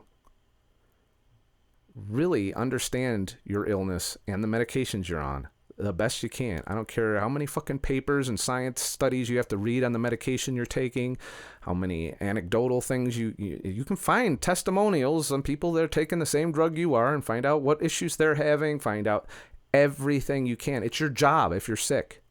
If you have an illness, it is your job to learn everything you can about that illness, because you cannot walk into a doctor and take for granted that they know everything about that illness and that they're going to make the best decision for your health. You are your only advocate if you are ill. If you are sick, you are the only person who gives a fuck, not even your doctor. It is your responsibility to learn everything that you possibly can about that illness. Every solution, every anecdote, every fucking study that's, probably tainted by pharmaceuticals. You want to hear and see all of it, because in the end, you're the one that has to make the decision on how you want to respond to that illness. And if you just take someone else's word for it, you're putting a whole lot of faith in that person. And I'm not advocating for that. I want you to learn everything you can. I want you to take care of yourself, and that includes learning. That includes studying. It's work. It's a pain in the ass. You got to read some really boring shit. You got to listen to some of the most longest fucked up lectures on shit. But it's what your responsibility to do if you want to overcome an illness or if you want to heal and get better. You just can't go to your doctor and assume they're going to take care of it for you and that you don't have to worry. I wish I wish the system wasn't fucked up and you could just go to one of these experts and be like, look, I'm fucked up, and have faith that that person has your best interests at heart and will do everything in their power to make sure you get better. I cannot say that that's the case. That is why I think the only person that is responsible for your illness is you. It is your job to learn. I don't care if you have to fucking go to medical school or whatever to learn everything you can about something. I wouldn't recommend that. Turns out it's all on the internet anyway. But learn all you can so that you can make important decisions. Now, I do realize there's situations that this just isn't going to happen because they're quick. You come down with something, you don't know what to do, you don't have time to really react. There's things that I understand that. But while it is within your power, you should be learning every possible thing. That includes the anecdotal evidence out there, that includes testimonials, that includes other people that have survived whatever your condition is. Learn all you can. Find out what they did. Somebody got over or beat something, study them. How did they do it? What drugs were they on? What diet were they on? How did they eat? How did they fast if they used fasting? These are all things to think about before you make a decision as big as, oh, I'm going to tell my doctor to go fuck himself. Learn all you can. Don't just go in there and say, Scott the truck driver said you're a piece of shit. You shouldn't, I can't listen to you anymore because this guy on the internet knows. No. Go in there armed with all the fucking knowledge your doctor should have because you took the time to learn it all. And I'm not going to teach you all that shit. I don't have enough time for that. Learn it on your own. I'm here to say, look, this is fucked up. And then it's your job to go deeper, to take it to that next level. Like, it's going to be your job to finish this video because we're not going to get through it all today. I'm already gone on like 4 tangents that are going to prevent us from fucking finishing this film because we're already at 2 hours and I already got to edit it down quite a bit. But it's your job. That's all I got to say about that. So, Psychic Outlaw, not on meds. I have a permanent Valium script for my lowball. I'm not. Here's the thing. For every person that's not on meds, there's a bunch of people that have commented on my channel over the year who are on meds. And it's important for me to put that out there that, you know, I'm not the end authority. It's why I say it in almost every fucking instance that I'm not the fucking expert here. Self-experimentation, learning about your body, learning how the body works, especially if you are suffering from some symptom that you want to cure or some illness that they, even if there's an illness they're telling you there's no cure for. Diabetes, for example. Learn all you can. And I think you'll find there's diseases that they've been telling us for years have no cures, like diabetes, for example, that you can completely live out a nice, healthy life with. Remission. Management without pharmaceuticals. You'd be surprised at what you'll uncover when you start your health journey. And that's for all the new motherfuckers that are chest camping right now that need to learn this shit. Just saying. All right. So, off my soapbox on that one. If it works for you and you're willing to take the risk, then that's fine. If it works, but worth doing requires work. Yeah, that's true. Thank you for the ice cream, Dabinsky. Dave 101, I like self-experimentation and taking notes as I go. Your best bet if you're willing to learn something. And that's the thing, you know, do what you can to learn all you can. And that's, you know, why a lot of you are here. You're doing this already. I know you guys are sending me the links. You're teaching me shit. You know, I didn't know about this fucking video until you guys showed me. That's why we're a community. We're taking care of each other. You guys are looking out for me just like I'm trying to look out for you. And that's fucking great. And I hope they don't take this away from us. And they're trying. But I hope they don't take this away from us. Thanks, Yelva, for the diamond. And thanks, Dabinsky, for the diamond and the ice cream. You are a badass motherfucker. Let's watch a little bit more. And then I got to wrap it up because I've gone too long. Benefits. Okay, forget cutting down on sugar. He's saying we should be doing studies on how it's really good to eat more sugar.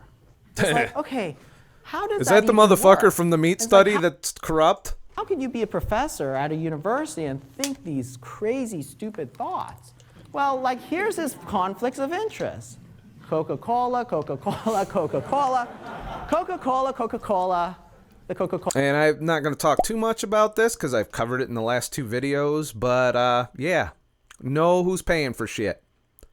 Bottom line, know who's paying for it. You want to know if a study's good? Even if it agrees with you. Even if it supports you 100. I took a big shit on that new study that is completely in my fucking ballpark because there's a potential conflict of interest, even though it met the rules. 3 years ain't enough time for me, seeing that he promoted a sugar diet and found a favorable, and because I already know that study's bullshit, yet his findings were in the industry favor that paid for the study. That tells me I can't trust him. So I can't even trust him when he's on my side. Shit the bed. Well, howdy, folks. You know? And once somebody compromises their fucking integrity like that with me, I can't trust them for anything, even when I fucking want them to be right. And you gotta really not fall into this echo chamber mentality where you're just gonna have faith in somebody just because they're putting out a study that supports what you believe. Question, where's the money coming from every time? And if it's coming from any industry, disregard it in terms of making decisions. That's my thoughts on that. If only our doctors did that. Just saying. So thank you, Sam Cat, for the diamond. Wow, you guys are being awfully generous today. I appreciate it. You know, you guys are keeping me doing this. You know, all my yellow icons can go fuck themselves. I know I earned a yellow icon the minute I opened this video, too. Cola Advisory Board and Coca-Cola. Okay, well, now I see why you think Coca-Cola is a health food, right? Put it next to the kombucha. The whole problem is... I do love Jason Fung's little no-holds. He doesn't hold back when he's talking. That's one of the reasons I like him. Is that they have no insight into the fact that their opinions have been corrupted. They think that these are, hey, this nice lady from Coca-Cola is giving me all this money, and therefore this must be my opinion, this must be what's right. And then so this is what happens. It winds up in one of our national newspapers. Oh, hey, they get hundreds of thousands of dollars from soft drink makers. Hey, look at that. What's going on in the New York Times right now? This is at the university. He's a professor at the University of Toronto. That's where I'm from. So if you look at the financial conflicts of interest specifically for sugar, what's really interesting is that in the Annals of Internal Medicine, so another very highly regarded journal. I'm not regarding the Annals of Annals. I like to call it Annals of Internal Medicine because all it does is spew shit at this point. But I don't have a lot of faith in that. I don't know why that journal's got respect at this point, given all the controversy that's even coming out right now with the meat study. I can't trust that journal. They're part of the problem. That means even if there's a perfectly good, legitimate study paper published in that journal, I have to look at it through the lens of they're probably trying to fuck me. I don't want to be fucked. So go fuck yourselves. They looked at the reporting bias between sugar-sweetened beverages and weight gain. So here's all the studies. These are the number of trials. So if you have no association... Gyro Spin Up, I noticed a Coca-Cola truck at an elementary school today. It's pretty sad. Oh my God, the crap that they're doing to these kids. And they don't know any better. And they're going to not realize it till they're the age that, you know, a lot of us got to where we hit the health wall. That's the problem. You can't their kids think they're invisible right up until they smack into that fucking health wall. I hit that wall in my 30s. There's people hitting that wall in their 20s now. There's people hitting that wall while they're still like 12 years old. How hard do we got to hit the wall before we stop throwing this shit at our kids? Nothing triggers me more than seeing kids eating and drinking soda and eating all of this crap. Is it going to kill them right away? No. No. They're going to go through the same anxiety, depressed-filled, autoimmune illness-filled, allergy-filled life that I went through. And I just want to, you know, say to the parents, you know, your kid could have like a 10 times better life if you just fed them the right things. Got them away from all of that shit. They would have a 10 times better life. They would be able to have this nice, long, healthy journey in their life that you're robbing them of every time you hand them a 64-ounce fucking soda and a bag of chips or a box of mac and cheese. It's what we're feeding our kids, though, and it's what the government's feeding your kids in school. Only now we're going to have meatless Mondays, and they're going to eat chemical burgers instead of meat because it was the meat's fault. On the left, there's about 20 6 trials that showed that there's no association between drinking sugary beverages and getting fat. And on the right-hand side, honest as fuck. Yes, Jason also says, fuck, he is one of us. One of us and shit. positive association, there's about 32, Maybe that's why I like him too. 33 that says there is an association. Although I haven't heard him say fuck.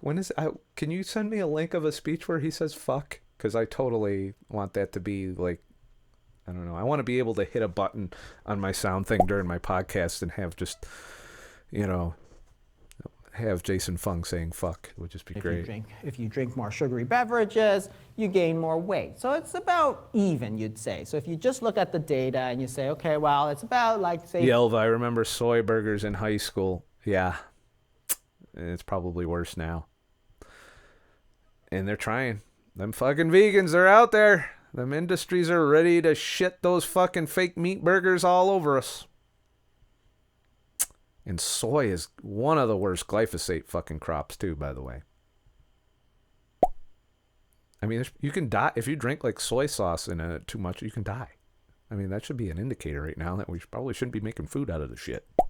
34 to 26. It's not a slam dunk. It's not like every single study shows that drinking sugar makes you fat. Well, let's break it down. This is what the study did. Let's break it down to who sponsored the study. And this is what you show. Like 83.3% of the studies that showed no association.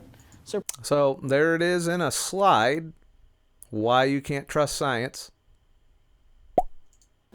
Sugar funded, no association, not sugar funded. I mean, it's pretty clear there. Paid for science is exactly that. We're sugar funded, like that guy, Stephen Piper. And when you actually have this in the red, which is not sugar funded, almost every study shows that yes, drinking sugary beverages actually makes you gain weight, which is... See, this is the amount of studies down here that are sugar funded, showing an association with weight gain. And these are the amount of sugar-funded studies showing no association with weight gain. Yeah, that's good science there, huh? How's that fucking scientific method holding up?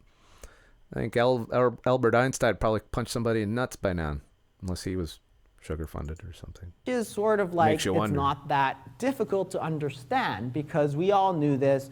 Your grandmother knew it. Your great-grandmother knew it. If you eat a lot of... Translation, wisdom of crowds...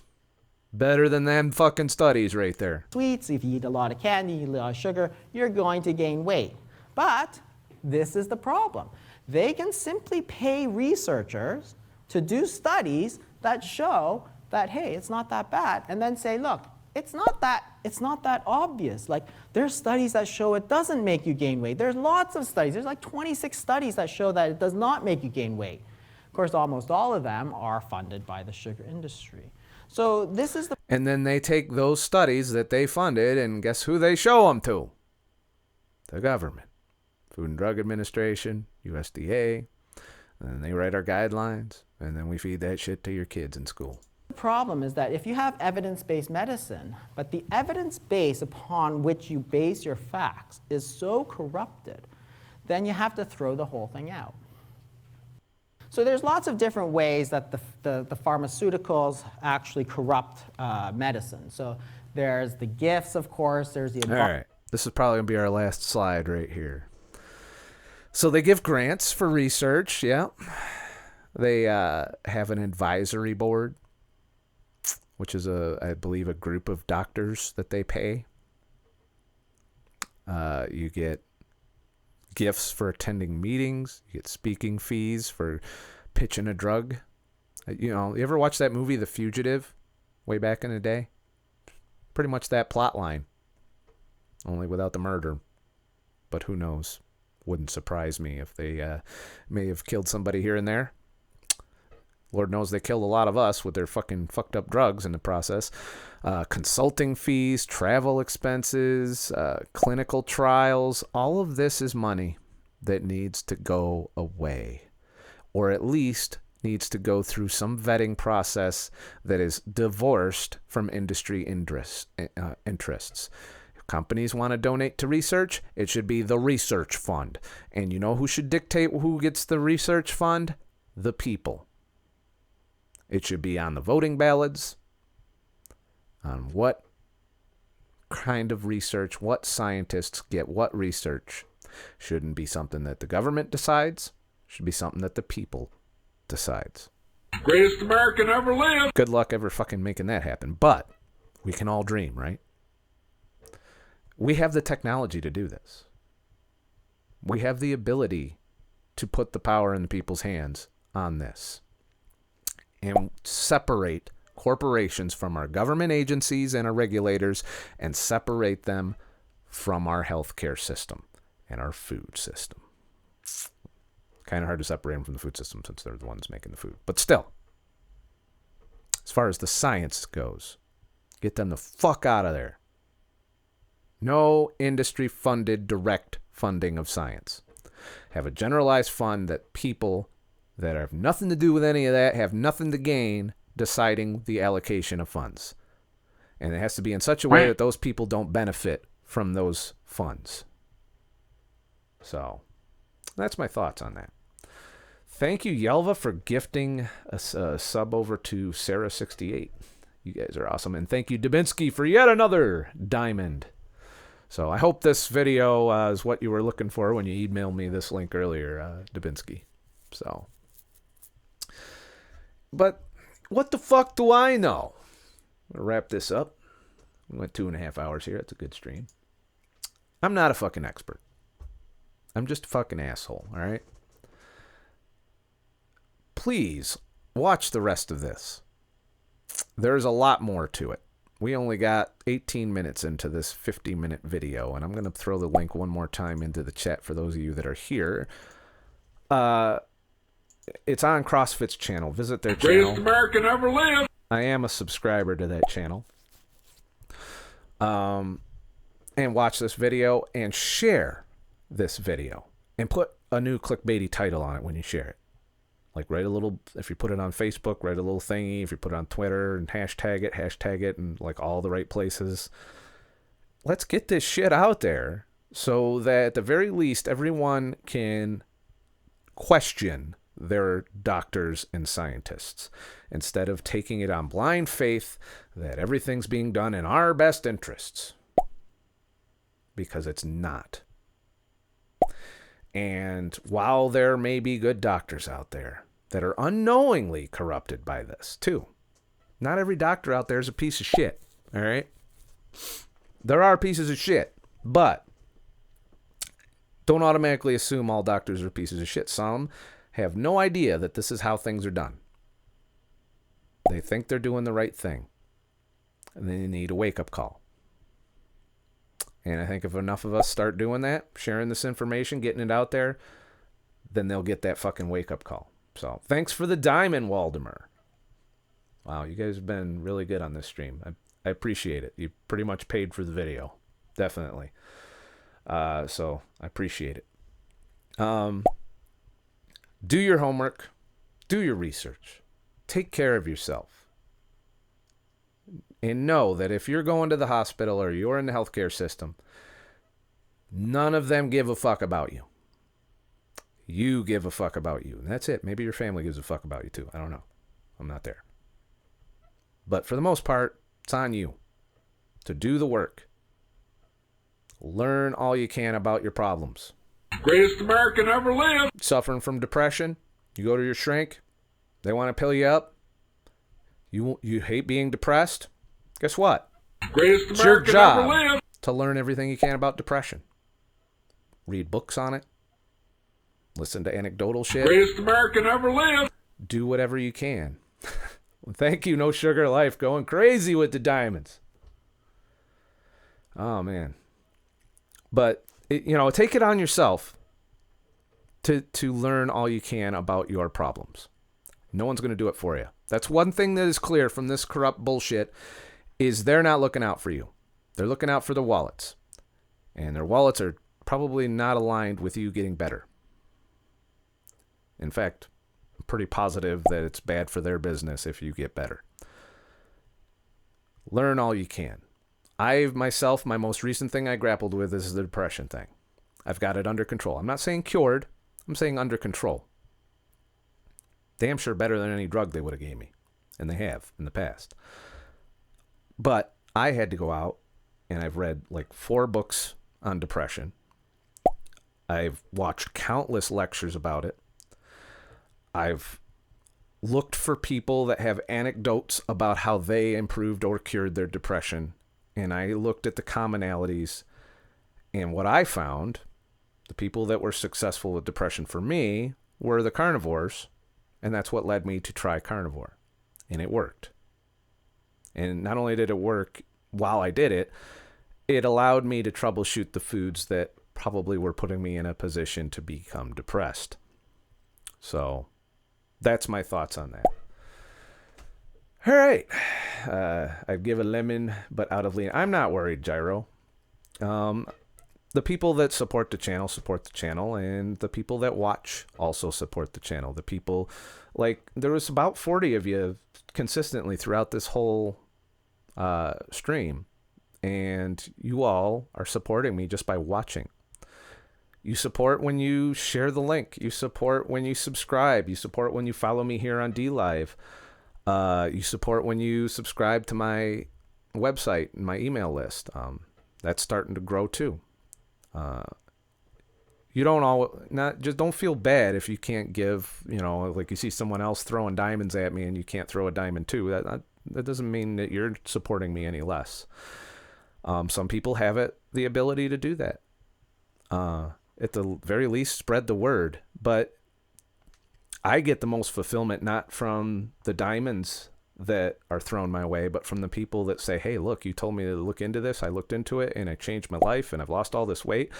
Those are where I get the biggest dopamine hits, is when someone tells me I helped change their life. And I do get those messages. That's what really keeps me going. I make a hell of a lot more money working in the industries that I worked in than I make here. I don't do it for the money. It helps keeping me do it. But for me, knowing that I'm, at the very least, even if I only help one motherfucker out there learn about this shit and take control of their health and their well-being, that's why I'm here. I have to pay bills, but that's why I'm here. That's why I make videos. There are times when it's hard for me. I get burnout sometimes. I had burnout yesterday. I just was like, I can't fucking do it. I did it. I forced myself to make a video and post it yesterday. Because I do get burnt out because I'm being bombarded with this shit all the time.